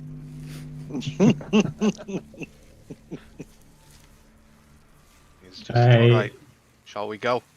I get next to the halfling and I say, "Now you got what you want." As I said, it was the safe thing to do. Who knows? If it got growling bear, it might get asterisks as well, so can't say I disagree. No, I think it's not our place to say that, because we are wrong here. They are on their house, on their home. It's not right for us to just take a life like that, because we are not supposed to be Literally here. ate my friend. Yeah, because you are in the wrong place. You should not be here. This is their place. So if I accidentally stumble into your home, you're gonna eat me? Yeah, I'm sorry for your friend, but that's the reality of it. You should not be here, both of you, and also we. So let's move out. Let me just show you this quick piece of art. I didn't want to show it to you before because you didn't know there was a Yeti. And, that was a daddy Yeti coming back. Wow. Awesome. Okay, so you carry on up the Cairn. Is there something else you want to do first? Is there any point in trying to have a rest now? We've all had a bit of a kicking, and we're somewhere reasonably secure. I'm feeling right. I think it did any damage to us, did it? Quicker we get out of this mountain, the better. Yeah, but now we got a cave just for us.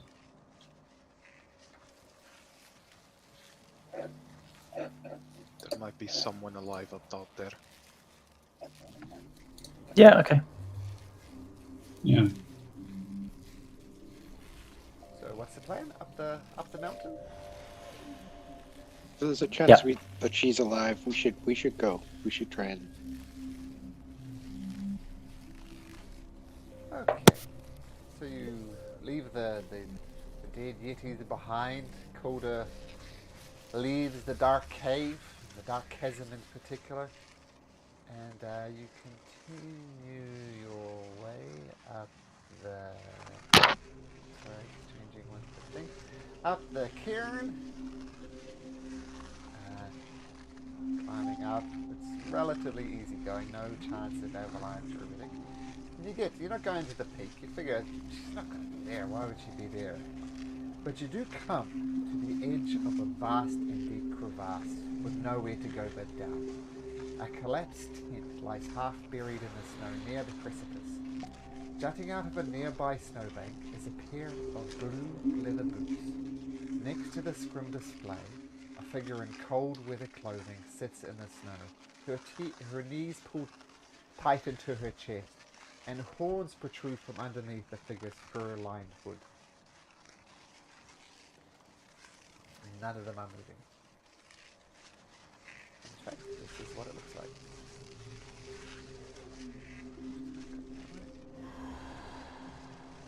Did you guys see the picture? Mm-hmm. It's okay, good. And Perilou says, yep, that is Asterix. No idea who the blue boots belong to, but that is Asterix. Can we try to move the snow from the body with the blue boots? To see if you can see who it was. Yep, it's easy enough to shuffle it off the snow, and you see it's a dwarf. Hey Garrett, do you know this person? I have no idea. And as you pull more snow off the body, actually, rewind. Looking at the bodies, the heads on the cave, you also see the head of a dwarf. Fast forward, and as you pull the snow across, this dwarf has no head.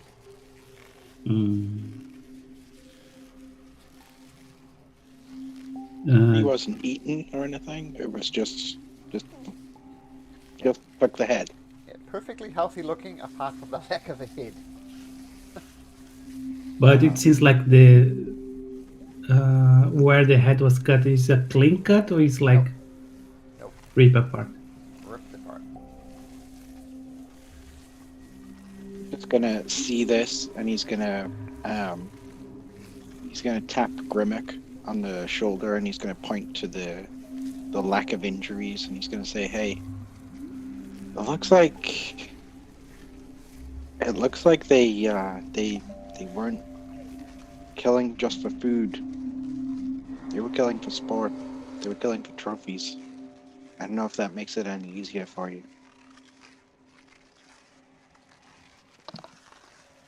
They're evil things, they're good things. It's not up to us to judge. I just felt it was wrong to leave the child by herself. It was cruel that way. Slow death of hunger. I wanna check the boots just because the blue boots. Yeah, they're well-made blue leather boots. Yeah. Is there anything like special about the boots, or it's just blue boots? Apart from they're well made, not much. And just so you guys can see everything at the same time, let's turn off dynamic lighting, and there's the full picture. What about the Tiefling? Did she have something on her, like Yes, a note or? she does. Well, first of all, on the since you're checking out the dwarf, you find this. You find an empty wineskin, a half-eaten block of goat's cheese, and a miner's pick. And on Asterix's body, you find a potion and a leather-bound spell book.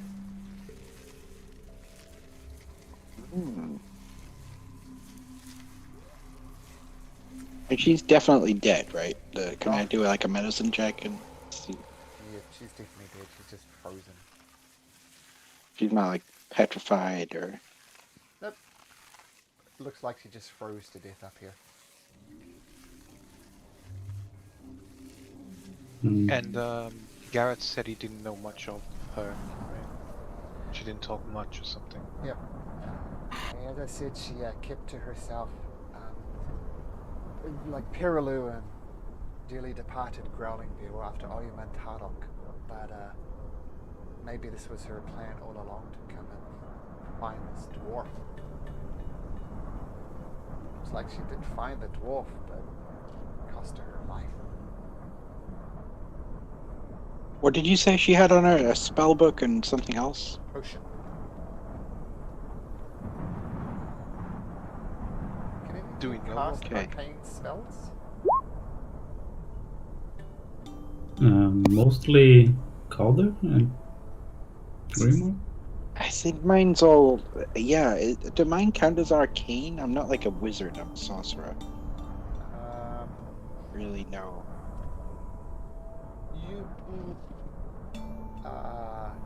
You can't learn them, but you can use them as spell scrolls. Gotcha.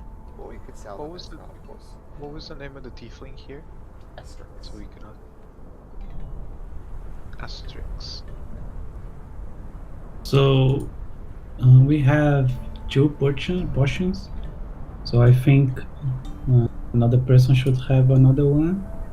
So we have more distributed. They can use in a pinch. Do we know what the potion is though?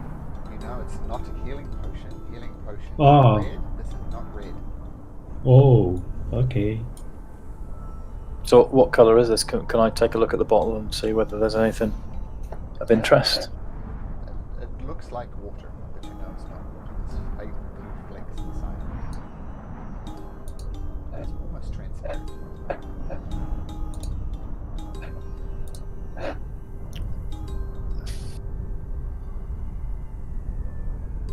Anybody else tempted to drink it?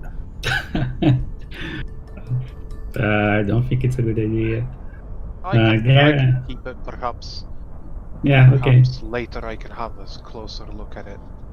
Okay. We can have it See identified stuff. sometime. Oh, there we go. There's one party member who can identify spell. Who I'm has? gonna take a look at the spell book as well. Okay. Well, much of your powers do not come from study, and you just kind of know. You're kind of cool that way. But you do recognize some of the spells. You can use any one of these as a reading it from the spell scroll. Holy crap. That's a lot of spells. If only you had a wizard in the party.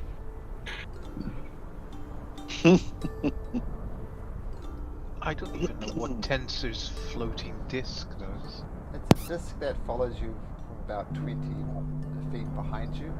It's kind of almost functions like a pack animal. You can put stuff on it and it follows you around. Cool.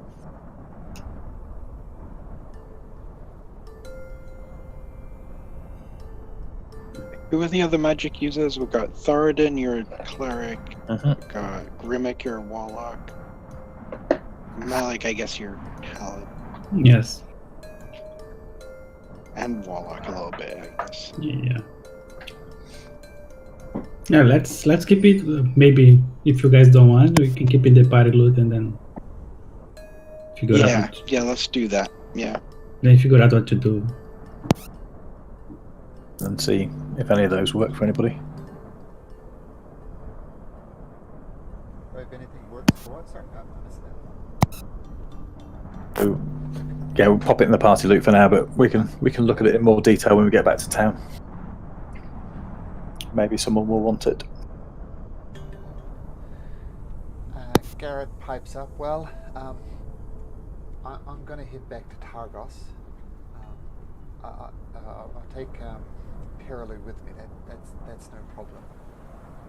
You're more than welcome to come with me, of course. I'm kind of keen to see my husband again, but if you have other business, don't worry about me. Once this Yeti was a twist, no doubt, but I can get back to Targos easily enough. Your dogs are down the mountain. We tied them, and they are fine. Oh, there we go. It's going to be even easier for me to get back. Well, what are your guys' plans? Where are you headed? I mean, you'll always have a place at mine and Kelvin's house in Targos. Warm meal, I can always guarantee there. But we're in the middle of nowhere. What are your guys' plans? Well, our plan was to find you, but now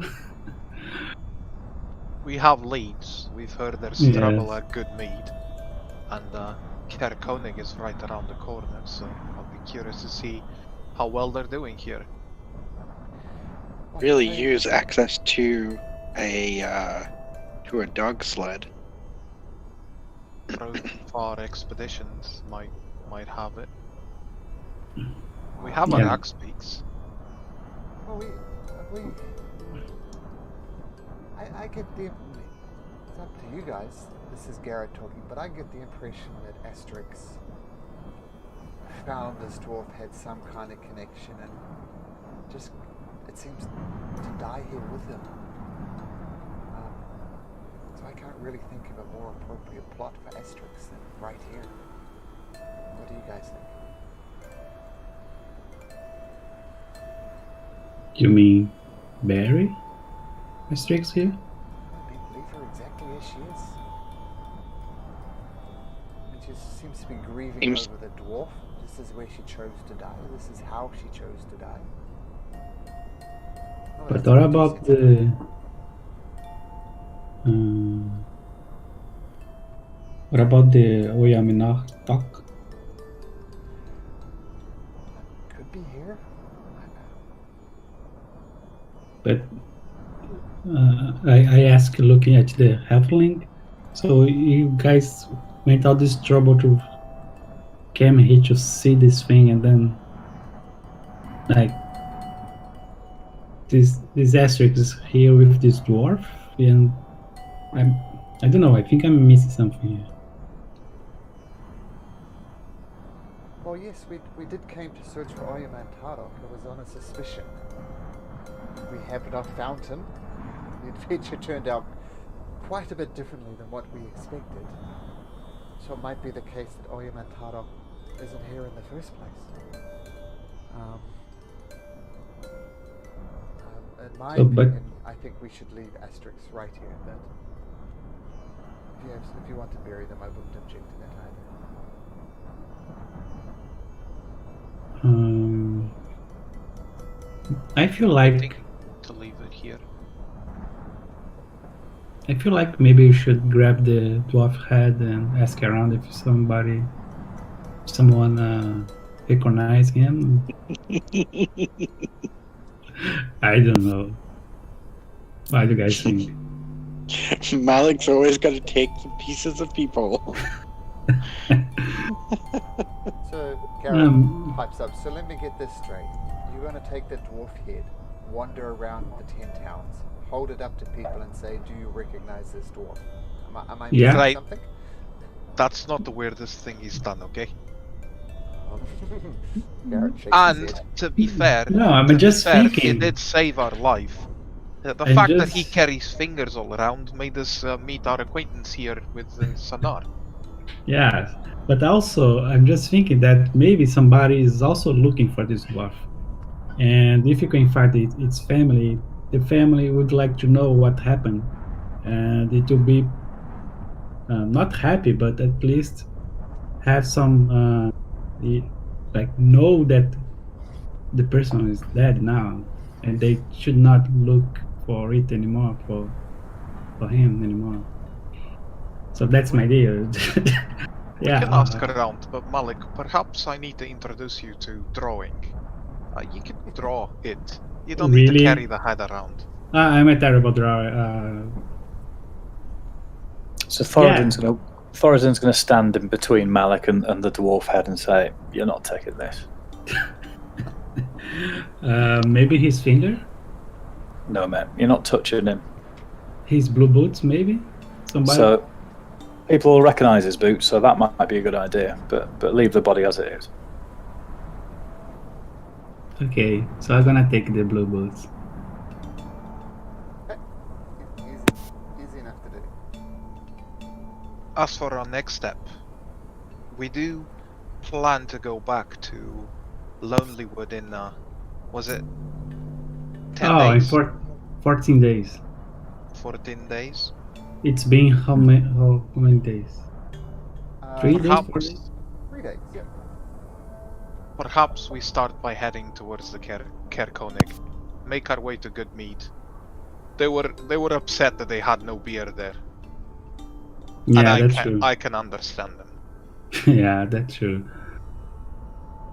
So if we rest in the Cairn, I'd like to rest at the castle.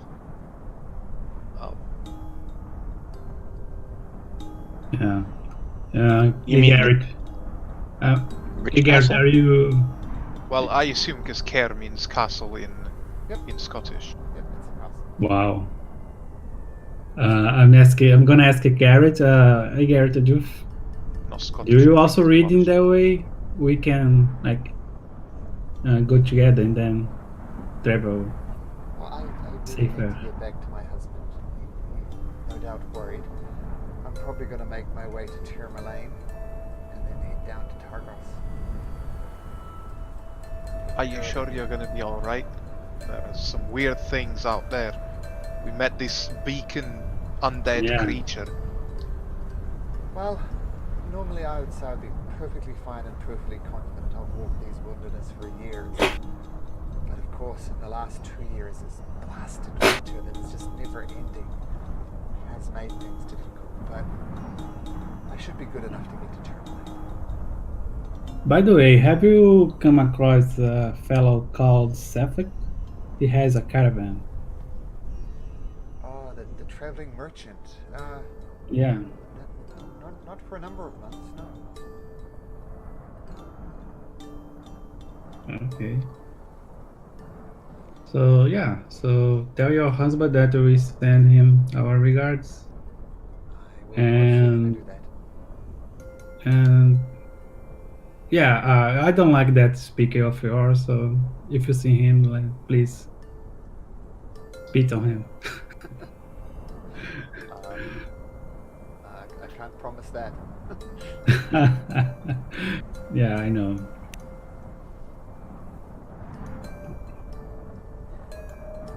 Okay, well, thank you, friends, once again. And as I said, if ever in Targos, come and visit me and Keegan.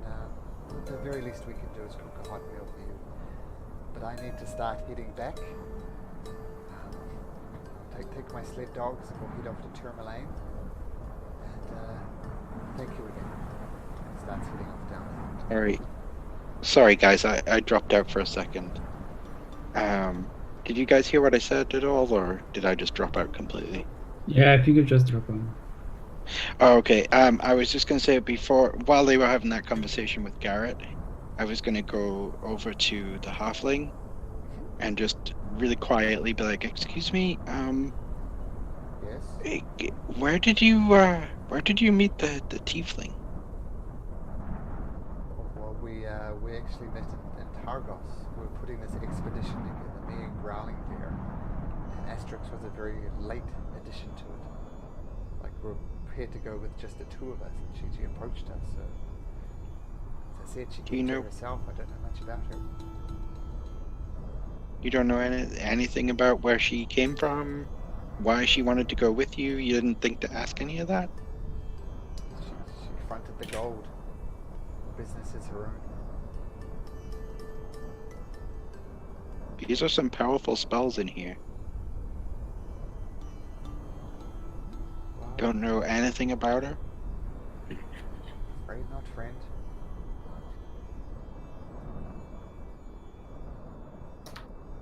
I'm just gonna walk away, just with my eyes just kind of furrowed, my brow furrowed, Okay. staring at the spell book. Now with that, Garrett heads on down the mountain with Asterix, Boy, and the Bones. Oh, roaming there. we have to say goodbye to Boy. So yeah, I'm gonna do my last petting on him and thank him for help us with the moves and yeah, Boy, we owe you our life. So take care, Boy. He's very appreciative and does dog-like things to say hello. He knows what's up to you. He's appreciative. I'm gonna throw him some whale meat. Pulls it up.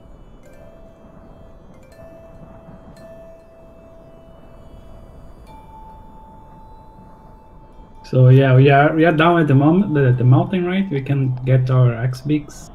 Getting down the mountain is uneventful and easy enough. Can I just change one thing? I'm sorry. I totally forgot. My whole reason for going over to the tiefling, and then I forgot because I dropped out. I was gonna use the Psi Crystal and cast Detect Thought while I was talking to her and asking her those questions. Did I get anything from her surface thoughts that she was like hiding anything or trying not to think of anything?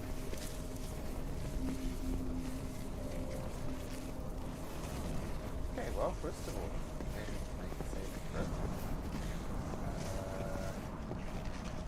This was on the halfling or Garrett? A halfling, yeah.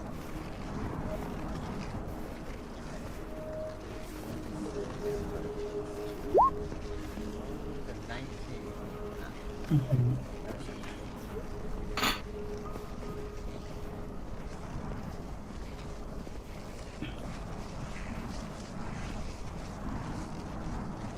Right.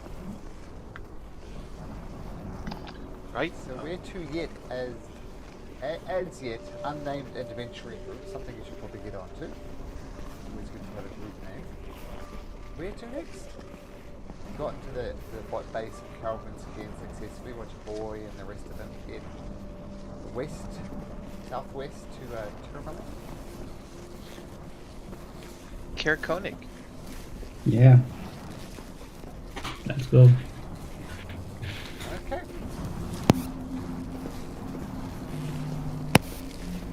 So, getting up on your X speak, Sanar gets on the same X speak as Calder. Boy, not there anymore. And you slowly make your way east towards Cairn. I'm going to have everybody making a perception check. As you head east.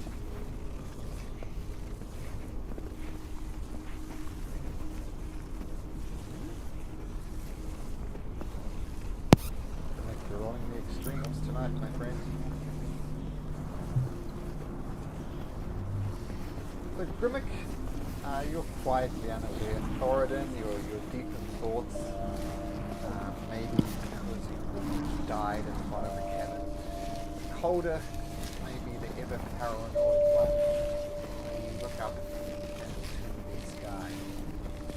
Can I have everybody make me some wisdom saving throws? Oh boy. Jeez.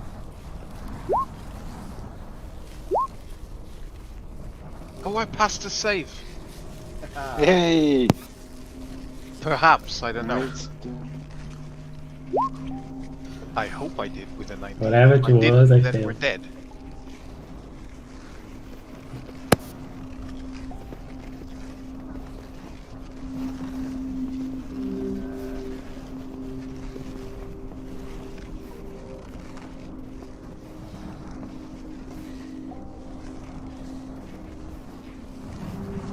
So let's have a look at the saving throws.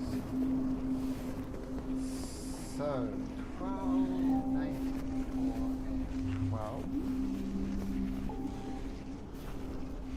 Colder. Oh, by the way, did we have a long rest in the Cairn? Forget. Nope. No, No. we had a short rest. 2 short rests. Oh, okay. 2 short rests, yeah. Up in the sky, colder. You look up and you get excited at first. You say, what's that? What's that up in the air? And you see this mighty beast, huge wings flapping in the sky. Whoosh, whoosh, and it's flying directly over top of you. And this is what you see up in the air. Nothing too exciting. But you do see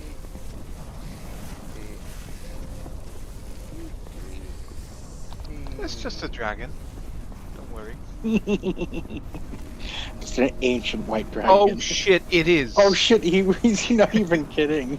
You fucking kidding me? Okay. Oh, it is? Yeah, like, Oxpick, you better be fast. So this There is a guy riding Calder, it. who saw it? It was Calder. Calder I- and Malik, I think.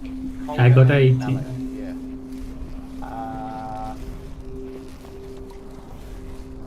Thoradin and Calder, you're instantly frozen in place. Just you're frightened. This thing is just terrifying. Grimmick and Calder. Oh, sorry. Why do we have 2 wisdom saves for Calder? Oh, that's a perception. Sorry.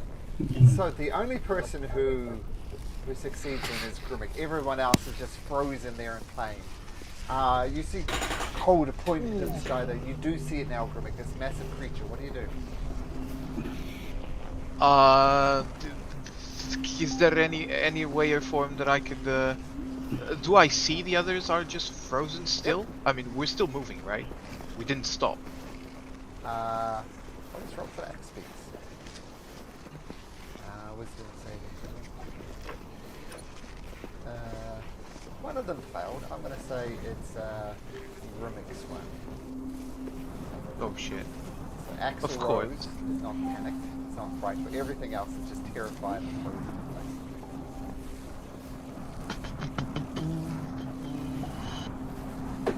Yeah.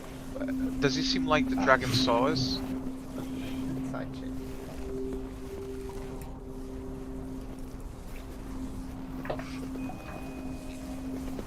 I mean, it froze us in place, like it. I think It it's is- just if you're in presence of a dragon, you Yeah. might get in fear. It's not something that they cast. Yep, it's just there. Yeah, you're right. Their presence. Like you see a dragon and you get scared. You notice 2 things about this dragon. One, it doesn't seem terribly interested in you. And you notice a creature on its back. It's being ridden by something. If you have a look at the art, you'll see there is something on its back. It's being ridden by something. You see the dragons are deceptive, they're strong, they're dangerous. This one is kind of moving its eyes back and forth as if it's not quite seeing correctly. It's something's wrong with its eye, but it can't quite see correctly. Okay, I just I gesture to everyone to shush, keep it quiet and still. No, don't move, guys. Just be quiet. I'm gonna cover the. I'm gonna grab one of the pieces of cloth out of my pocket and cover over the side crystal as best I can with both hands. Oh yeah, it is I, glowing. I'm going to grab some cloth and cover my axe beak's eyes, so like he doesn't see what happens. Try and calm him down, Okay, and make an just be animal as handling quiet check. as possible. Because mine is the one that is scared, right?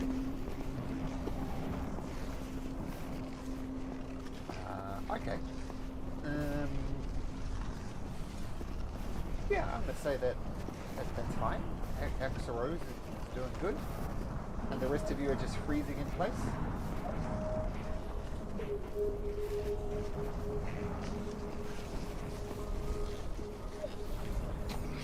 Sounds like it. Okay, so you all just freeze in place, trying to look as non-threatening as possible.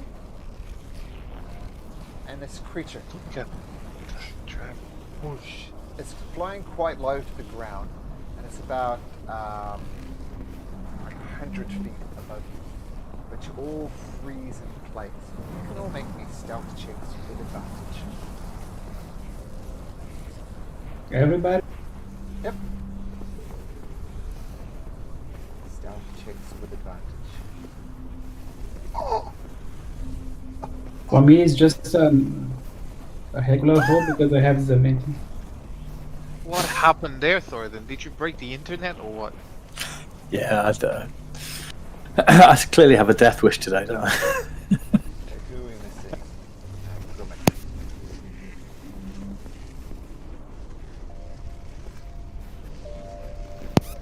Oh, sorry, I didn't see Grummet's up there. Yeah, sorry. So we've got a If 20. it's a group check, we should be okay. That is a good check. Oof.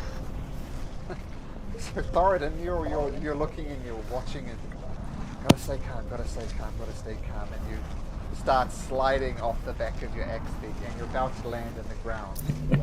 But Grummet puts out a hand and catches you. And the dragon flies away. This is a bad time for pooping, Thoradin. Right, well, you've got to go. You've got to go. Alright, did you notice that there was something riding the dragon? A little bit, yeah. It's Sana. Have you ever seen this dragon? None of you have probably seen a dragon at all. No, me asking Sana. If Sana. Was some dragons hiding clearly as biggest.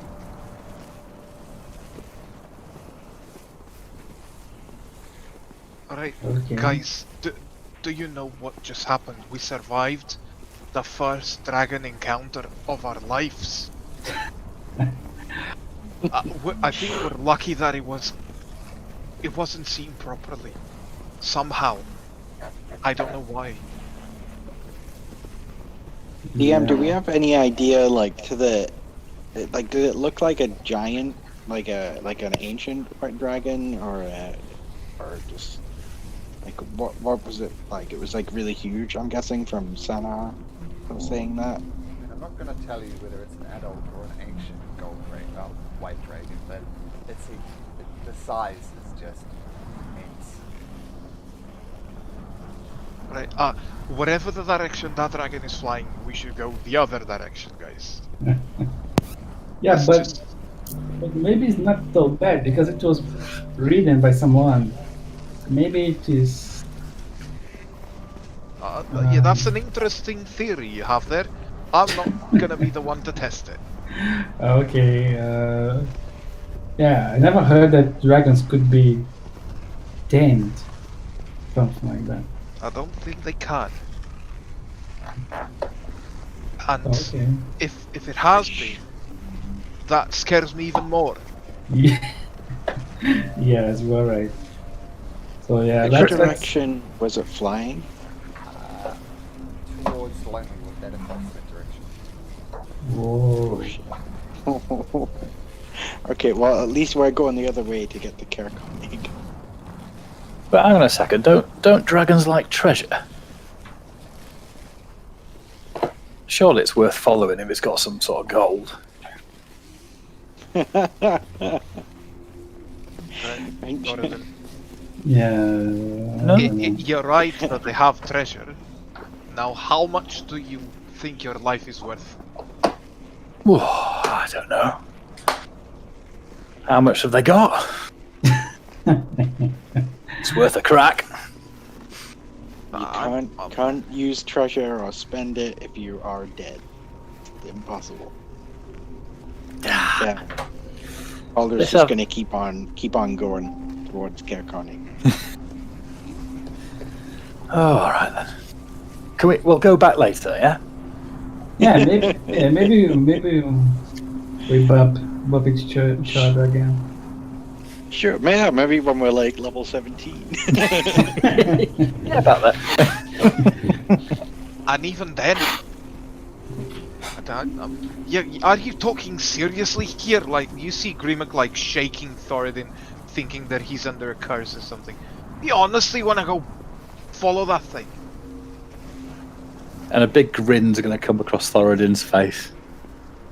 And he's just going to look and wink at Grimmack. Well, you know, next time. Alright, later, right? In our Yeah. dreams, when you're warm, drunk perhaps. Well, by the time we tell this story 10 times, it's going to be pretty fantastic anyway, isn't it? So, Alright, we can tell whatever we want. I just hope that it's not heading towards Lonelywood. I'd hate that halfling family to be destroyed. They had cookies, guys. You know how rare those things are? Yeah, let's hope not. I'm imagining just the beat, like, carry on moving. I'm not stopping. Sure. Yeah. So, you eventually make your way to your clinic. I'm going to say, you don't get there before nightfall, and as you set up camp, good few hours outside of your clinic. The night goes uneventfully, so feel free to take a long rest if you so choose. Nice. You approach the town of Cairn, and the first thing you notice is a blank screen.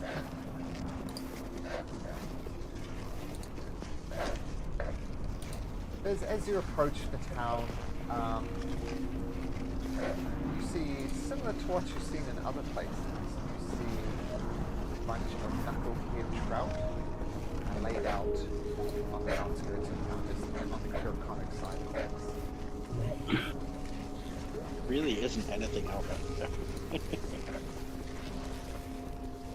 so all of these fish seemingly to appease the Frostmaiden.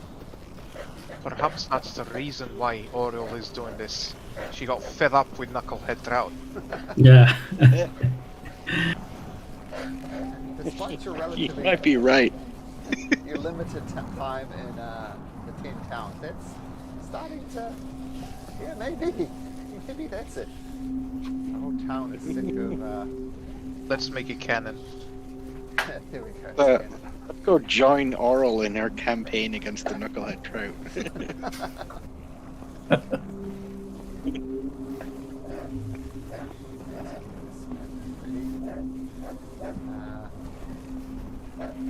Okay, so you do notice the fish. You've seen this type of thing before. Let's grab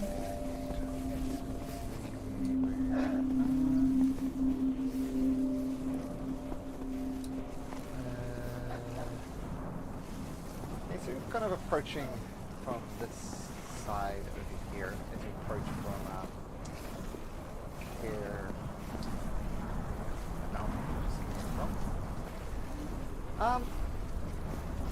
And yes, currently this thing, you see the ruined castle, it's just an absolute mess.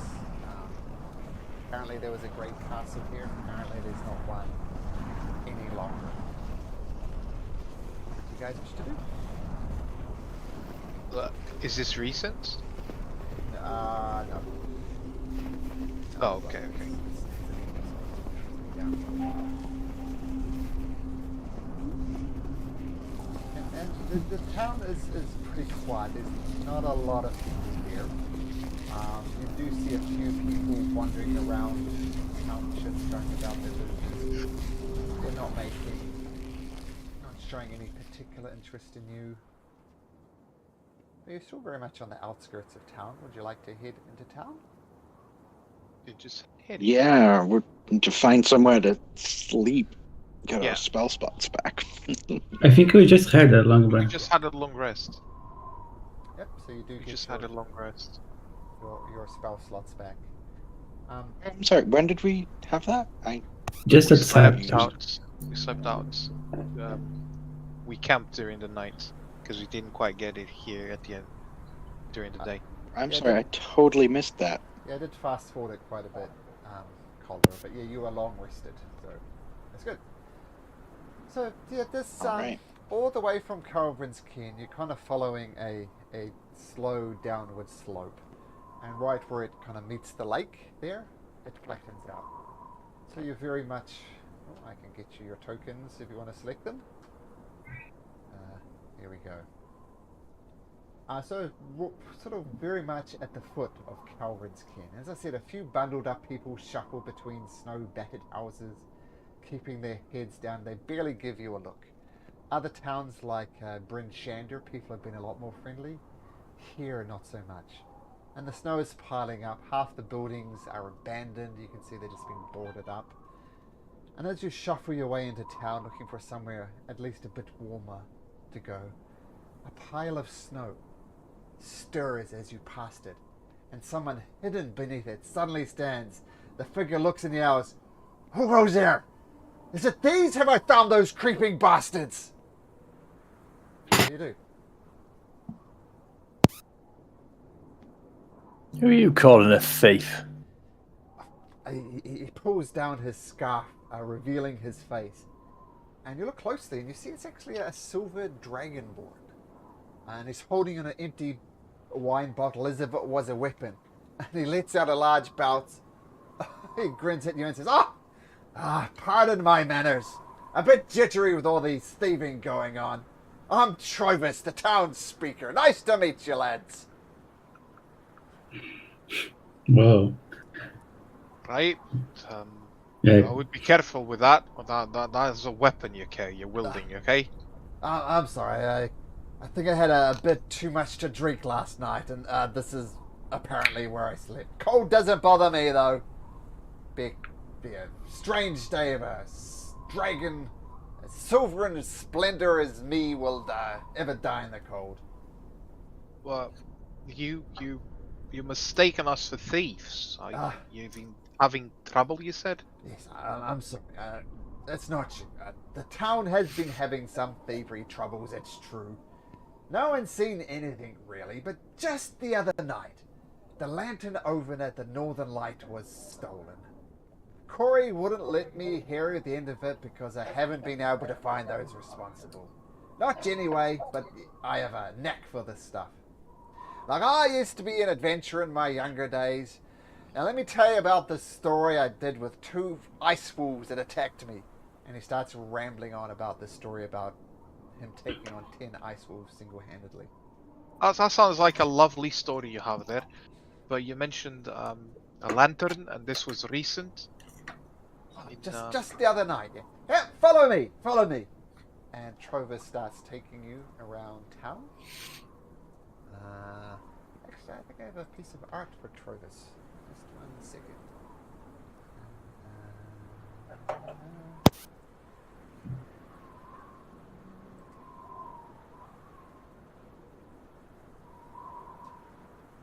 Trovis.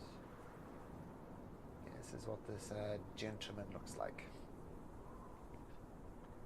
He's very obviously hungover, and he's very obviously had a drinking binge last night. Anyway, follow me, and he takes you. Can I have an inside check to see if this is the speaker of town, or are we just being led to an ambush? Sure, make an insight check. Is that?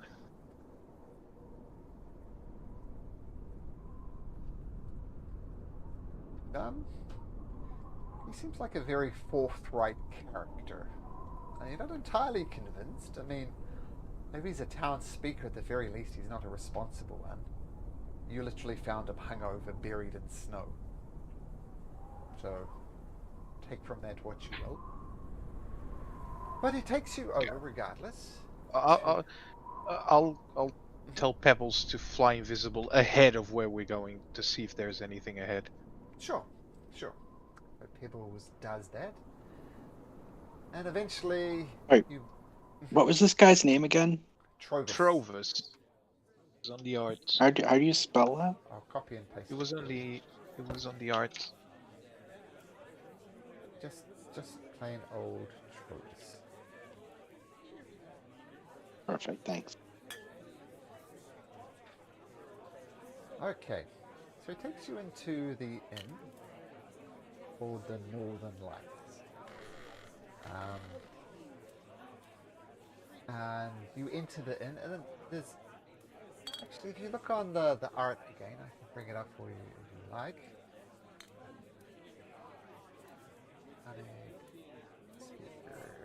Trovis.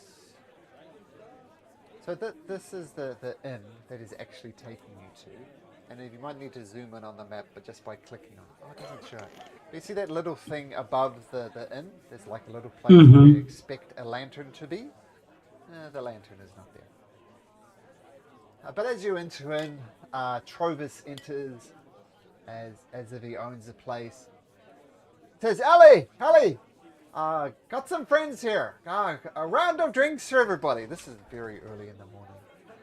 And Ellie says, Trovis, look, you need to go easy on the drink, all right? This is the middle of the morning. It's not time to start. Just please, no more drinking. And then an older woman shouts back, says, Ellie, you're being too kind on the old fool. Do not serve Torvis some drinks. Torvis, order some food or get out. And Torvis kind of grumbles and sits down. Fine. Get me some knucklehead trout then. You guys want knucklehead trout? Yeah, I think I want one. Knucklehead trout. So these guys are ordering knucklehead trout for everybody. Just add me to the bill. Great. So what can I help you lads with? I asked the same question. I mean, we were just passing by on our way to the south, but you said that you have a thief problem at hand. Perhaps we could investigate it. Yeah, as you mentioned, I actually have some questions Well, regarding like... Ali, get over here. These men have some questions. So, Ali, I'm too tired and too hungover. Tell him about what happened. And, well,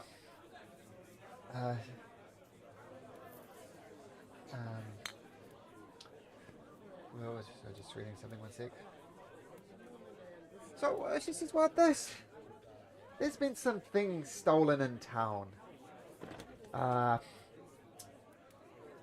There's been some livestock taken, some simple items, almost as they were searching for someone. I suspect personally that dwarves, desperate for food and ale, have been raiding our town. Doesn't quite explain why they would steal our lantern though. And Trovis said, what are you talking about? It can't be dwarves. Quiet dwarf is an oxymoron. It's not dwarves. Why do you say it's dwarves? Speaking to Ali. Well, the tracks, they were as if they were made by dwarves, but I mean, why would a group of dwarves be sneaking around the Cairn? I think Trovis is right. It doesn't read like dwarves, but the tracks are like dwarves. I don't know. And if we did, I mean, we set out patrols to looking for things, and someone would have spotted them, caught him. No, there's something more going on. Besides, what use do hungry dwarves have for a lantern?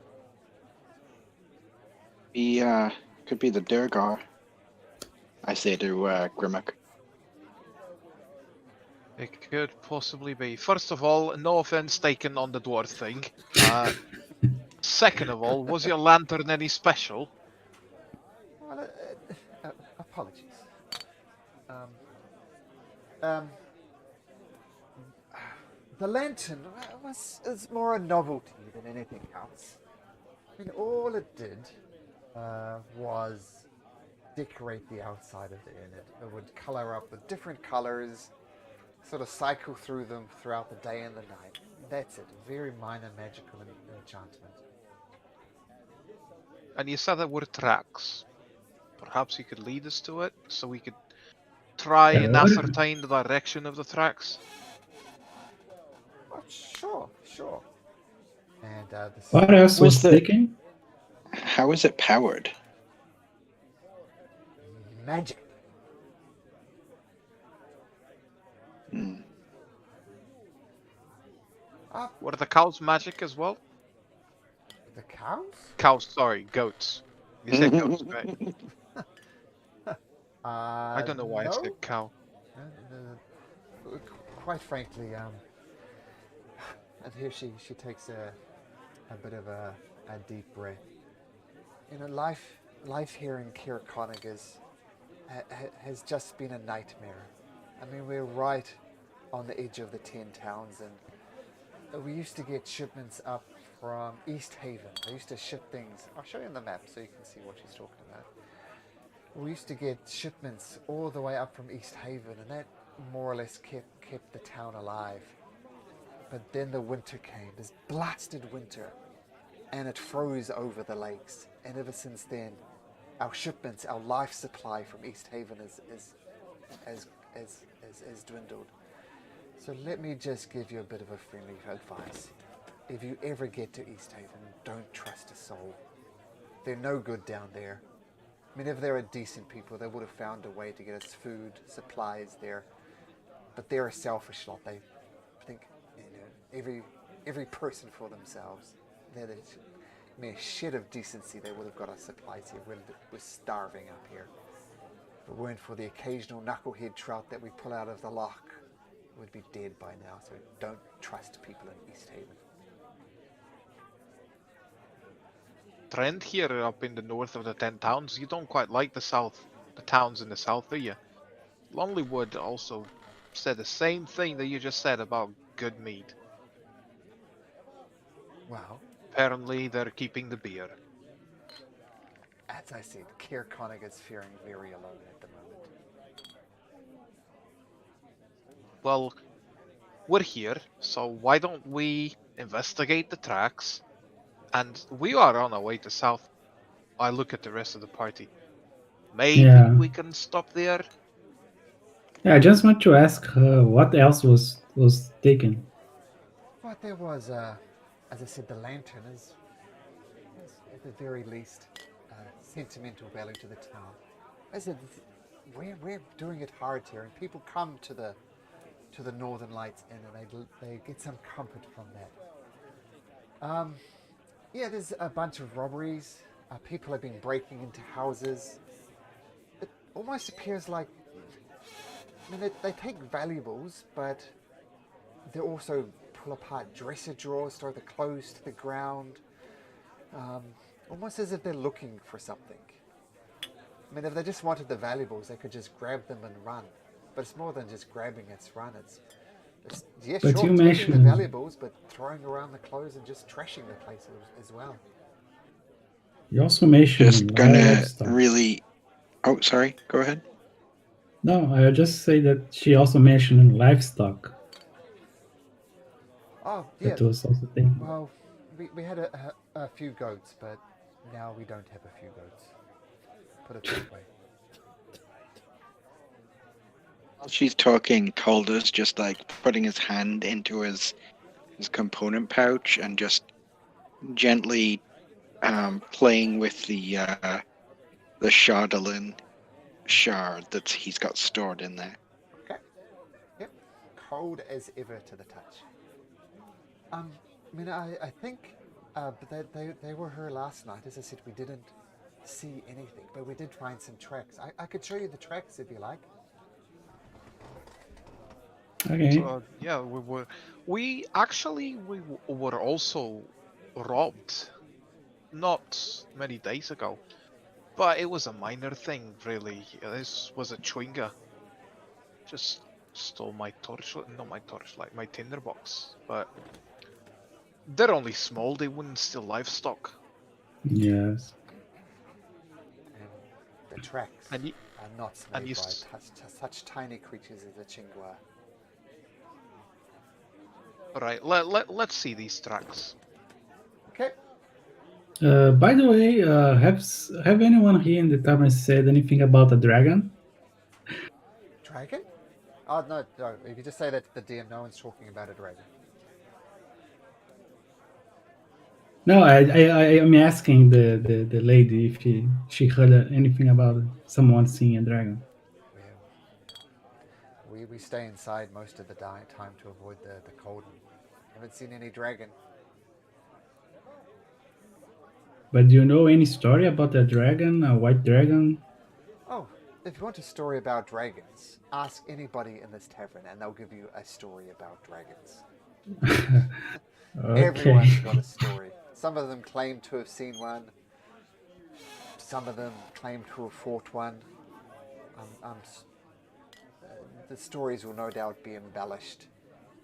The person seen one probably hid under the snow to avoid being seen. The one fought it, had an arrow knocked but didn't fire it. So take all the stories with a grain of salt, but everybody has a story about a dragon. Some of them, literally that, just stories, just children's stories to frighten the children. But some of them claim to have seen one. Okay. Thank you. So can I show you these tracks? Yeah, let's see that. Okay, so Ellie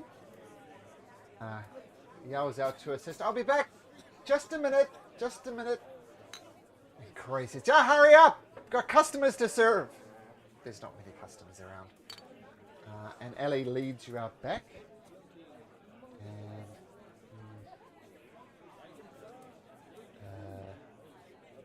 you do see a faint footprints heading back in the general direction of Kelvin's Cairn.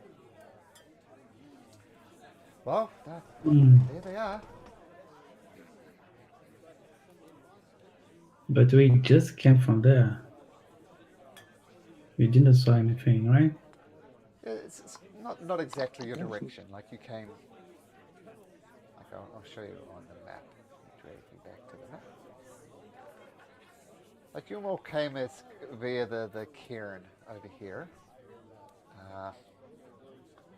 These tracks are more like going like this sort of direction.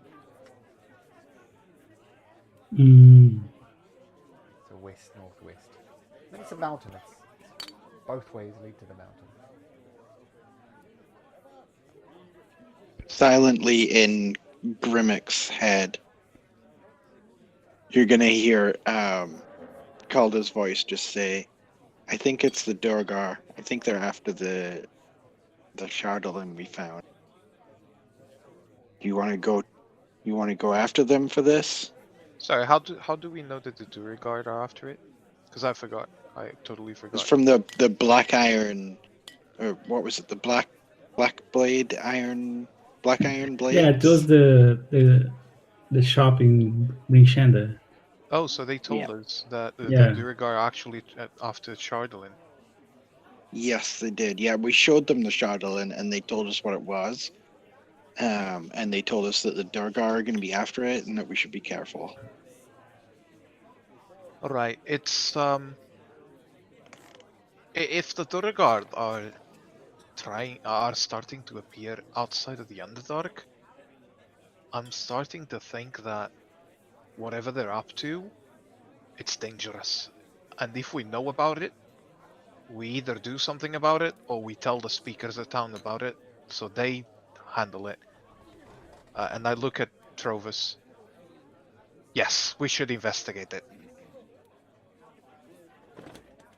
Town appreciates it. I wish you luck. Okay. So are you going to Maybe, follow Thoradin, the tracks? maybe you could are you throw in good? a few few servings of beer if they find the lantern for you. That seems fair. It's just a lantern. And it's okay. A night of drinking on the house for you fine gentlemen if you return our lantern to us. Right. Do us a favor though. If we don't come back by tomorrow, please send a message to all speakers of the 10 towns that Duragard are trying to gather something powerful. Trovis nods and says, I'll get right on that. I just forgot I want to talk with Travos. We just saw a guy that we for sure know that guy was dead. He was killed in front of many people in those drawing thing. I'm pretty sure you know about that. So we just saw the guy still walking and even shooting ray of frost from his head. So I don't know. I think there is something really weird about those drawing and the people that are being killed. Well, this is unfortunate tidings indeed. I mean, we do sacrifice the fish to Oriole. We're not like the savages down south who sacrifice people. And this is what you get for sacrificing people. The dead will rise up and walk again. I'll be sure to bring it up at the next council meeting. Yeah. By the way, do you know these blue boots? Like, you know someone that like those blue boots? Not that I can think of. You don't see a lot of blue boots around here, but maybe the castle, Cairn. Can't help you. Yeah, there, because we were at the mountain and searching for someone else, and then we found this dwarf guy dead, and without his head and with this blue boot. So I thought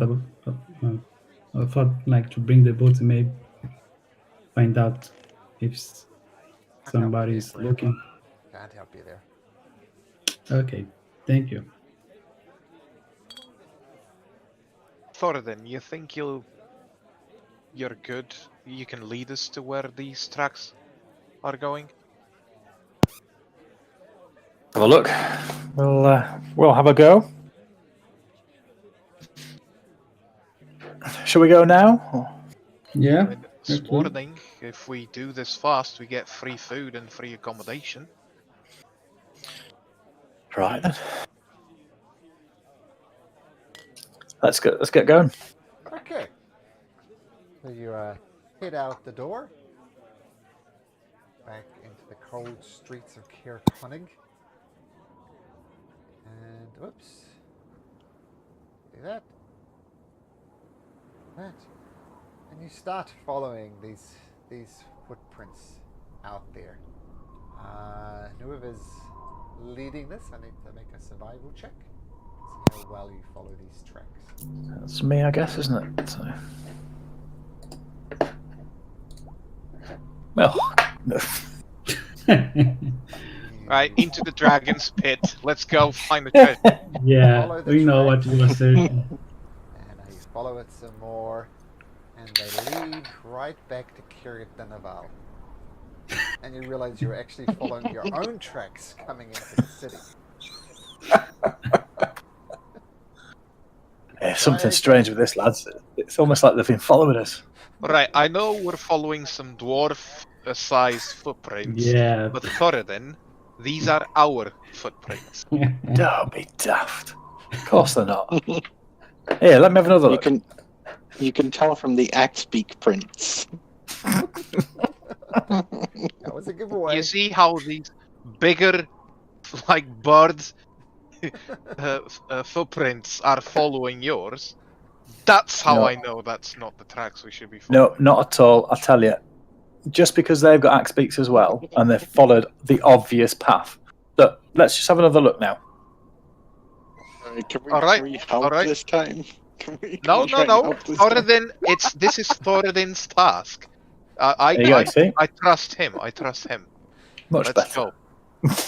go. Yeah, you follow the tracks for a while out of town. Oh dear. And you do find some tracks, and you follow them around, and you find yourself at this place called the Frozen Fire Expeditions. Right. I think these are also our tracks. No. No, they're not. You're missing the subtlety. So all you need to do is take a really good look at what I'm seeing here. Now look. Sets of tracks. Is there anyone in Frozen Fire Expeditions? Because that's Garrett's whole thing. Go in if you like. Well, it's quite clear that's where the thieves are. Because Right. they're following the tracks. Let's go in then. Let's go Right. Get ready. I think you're looking for another tracker, right? in. No. The tracks lead us here. So be careful, guys, because Yeah, some could be- Duergar if- might be here. if yeah. what we think is right, there could be Duergar inside, and Duergar can turn invisible. So be careful. Okay. I promise you, I am never wrong at this. Trust me. So yeah, I draw my sword. All right. Trust you. So- Is the door open, or do we now have to it's knock? closed, but it's unlocked. You see a roughly painted sign on the outside of it saying Frozen Fire Expedition. And you open the door and hit it. It's no doubt warmer than the outside, but the phrase warm is always relative around these parts. And you look around and there's lots of adventuring gear. It's not so much general goods. It would be the type of thing you could, climbing gear is here, all that type of stuff. And inside you see a human male. Looks very, very old. You see him stand up to greet you. You can almost see him grabbing his back as he stands up. And you also see a dwarf. And the dwarf looks a bit younger. And the person tries to get up from the chair and she says, Adonis, it's okay, I got this. And the dwarf puts down what she was doing and goes over and says, what can I help you gentlemen with? Are you looking for climbing gear, perhaps? Grimmick looks at Thoradin and gives him the same grim and wink that he previously gave him. Just looks at the dwarf and says, "Alright, you had your fun. This was very nice, but unfortunately for you, we've arrived. We are professional detectives, and we've been investigating the thievery that's going on in Cairn.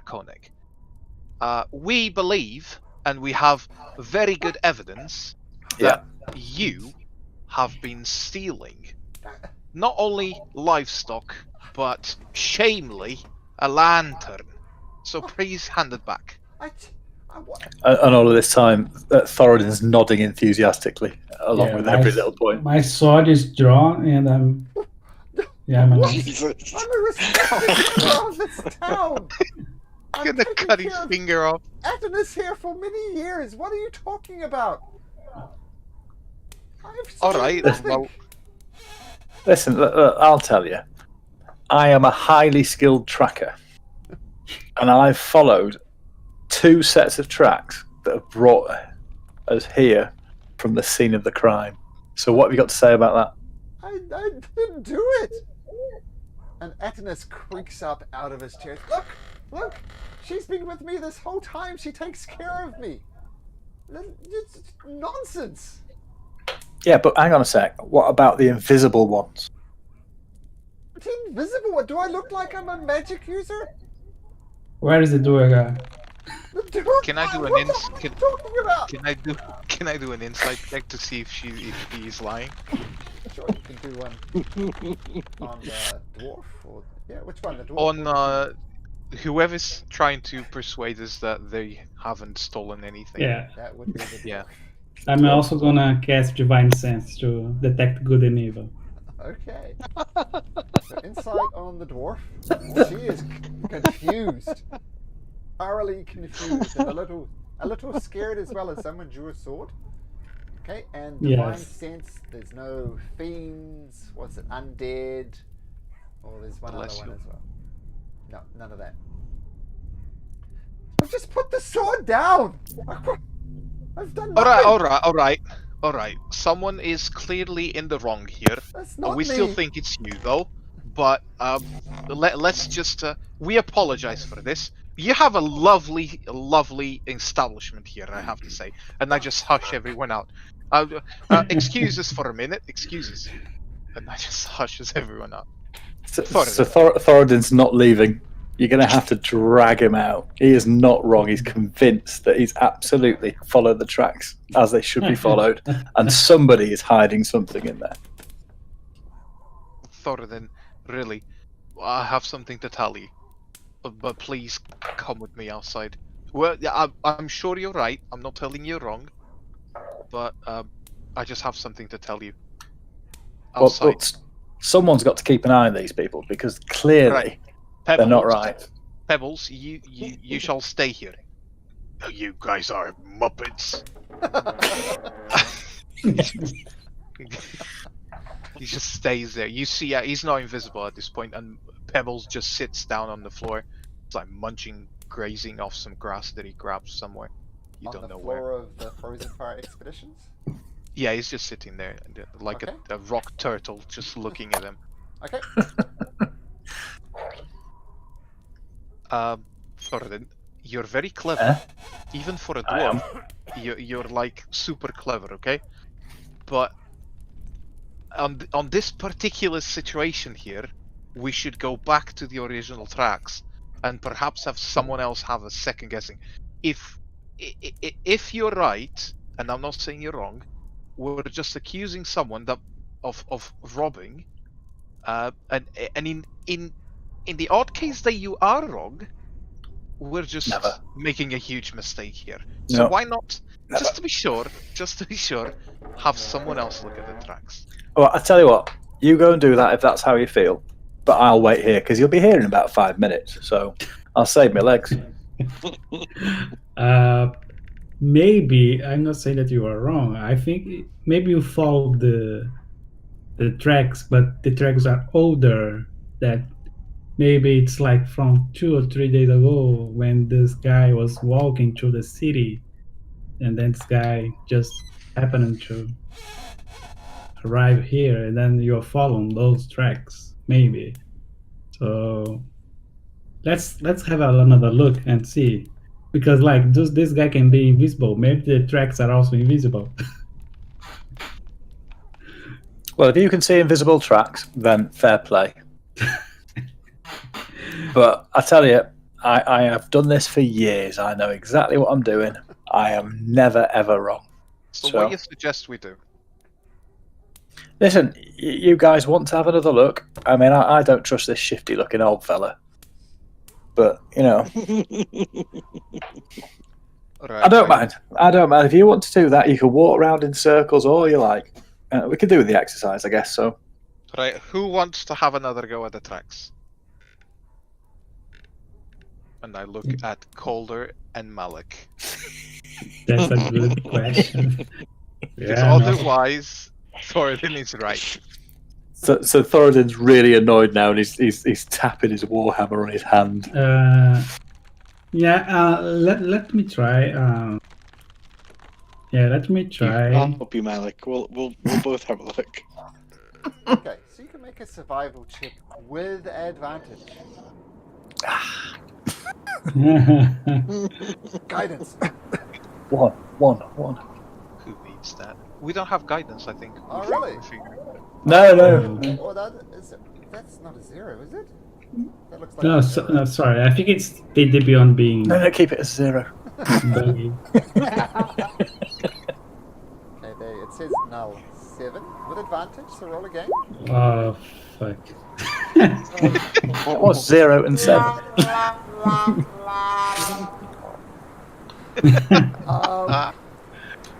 Yeah, you. Yeah, Toragin's right.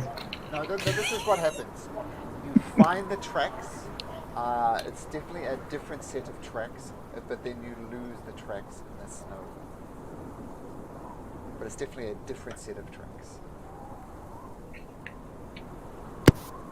Or I think the tracks that you're on now, Malik, are actually our tracks, and Thoradin actually has the right guy.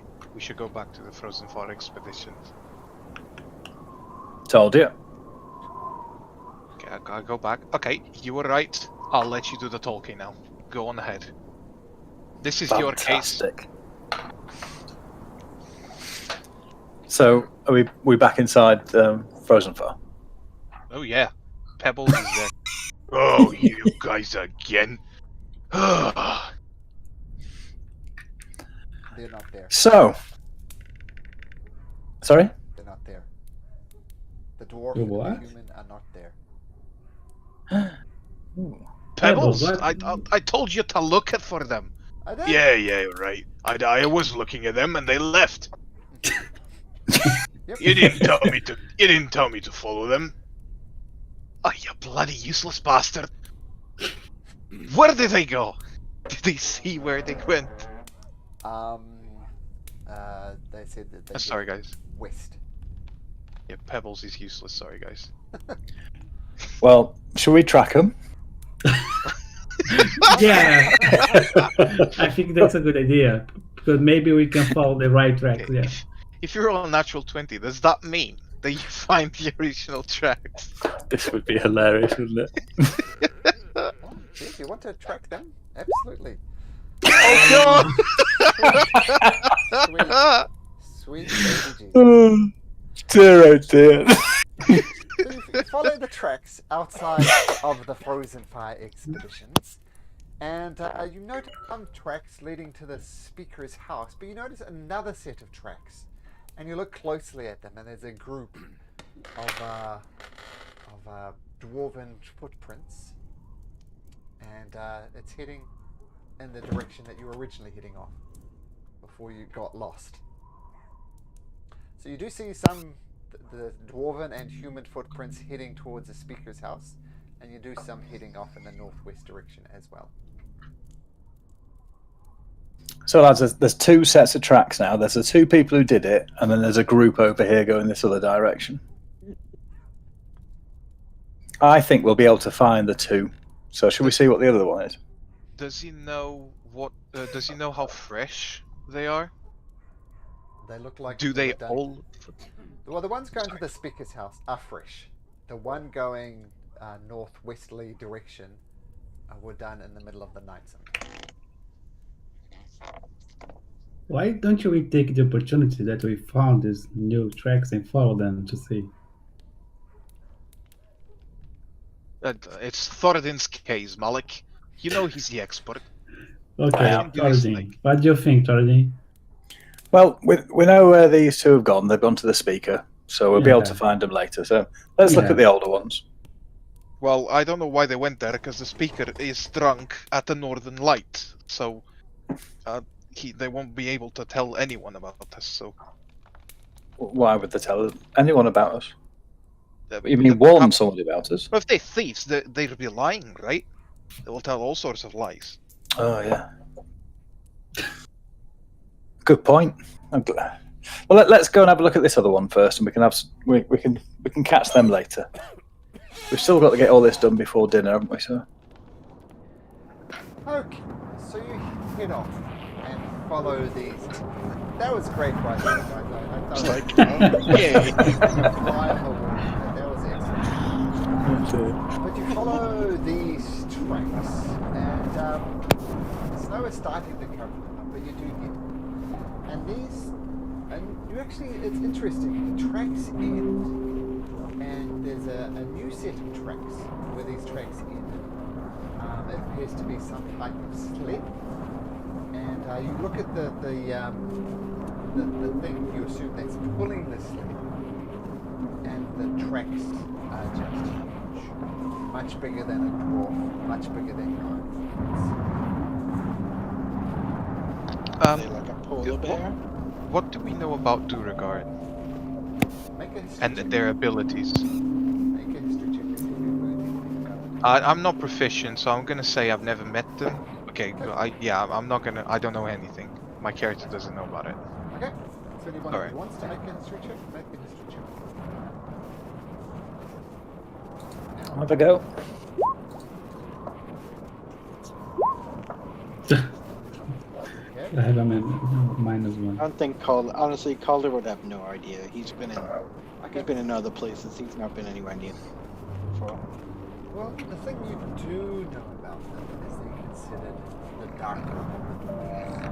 Like most dwarves, decent, hard-working folk, you know, just nice people. The Duragard are considered nasty and vicious, not terribly nice people to be around. Kind of like the dwarf of Drow. That's about all you know. Nasty dwarves would be the extent of that.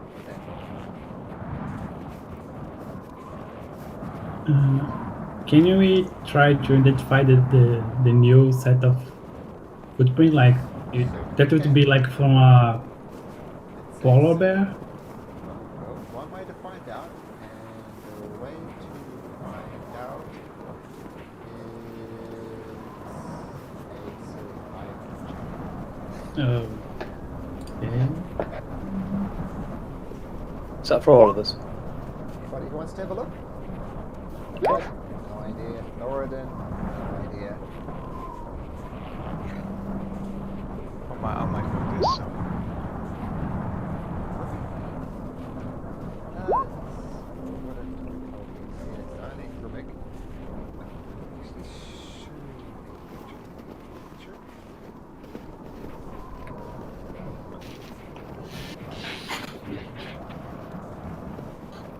If there's a picture, we might be on the right track here, guys.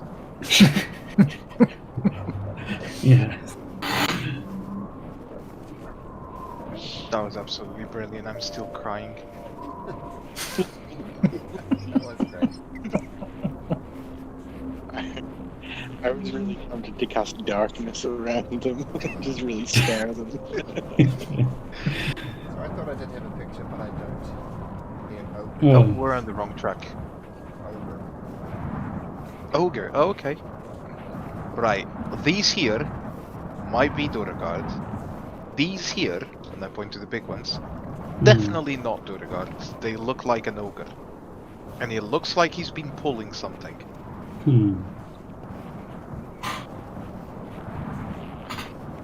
Okay, let's follow it. Well, what do you guys think? Let's follow them.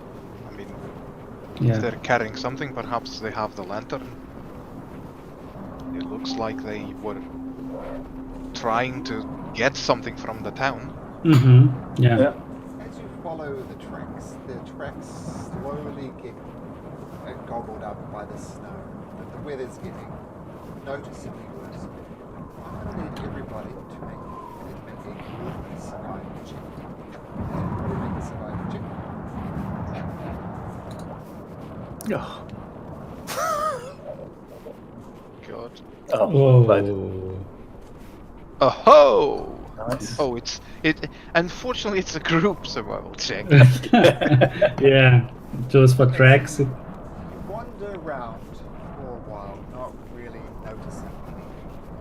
Can someone roll me We are killing it. Can someone roll me a d20, please? I'm not touching anything. Malik, why don't you go? Oh, there we go. Calder did it. Okay. Sorry, I just went for it. That's alright, no, don't be sorry. I just said Malik because he rolled a natural 20, so. You know, Oh, that yes. probably would have been a better idea. Calder, 3 doesn't make sense, so roll again. Oh, Yeah. oh no. If this is what I think.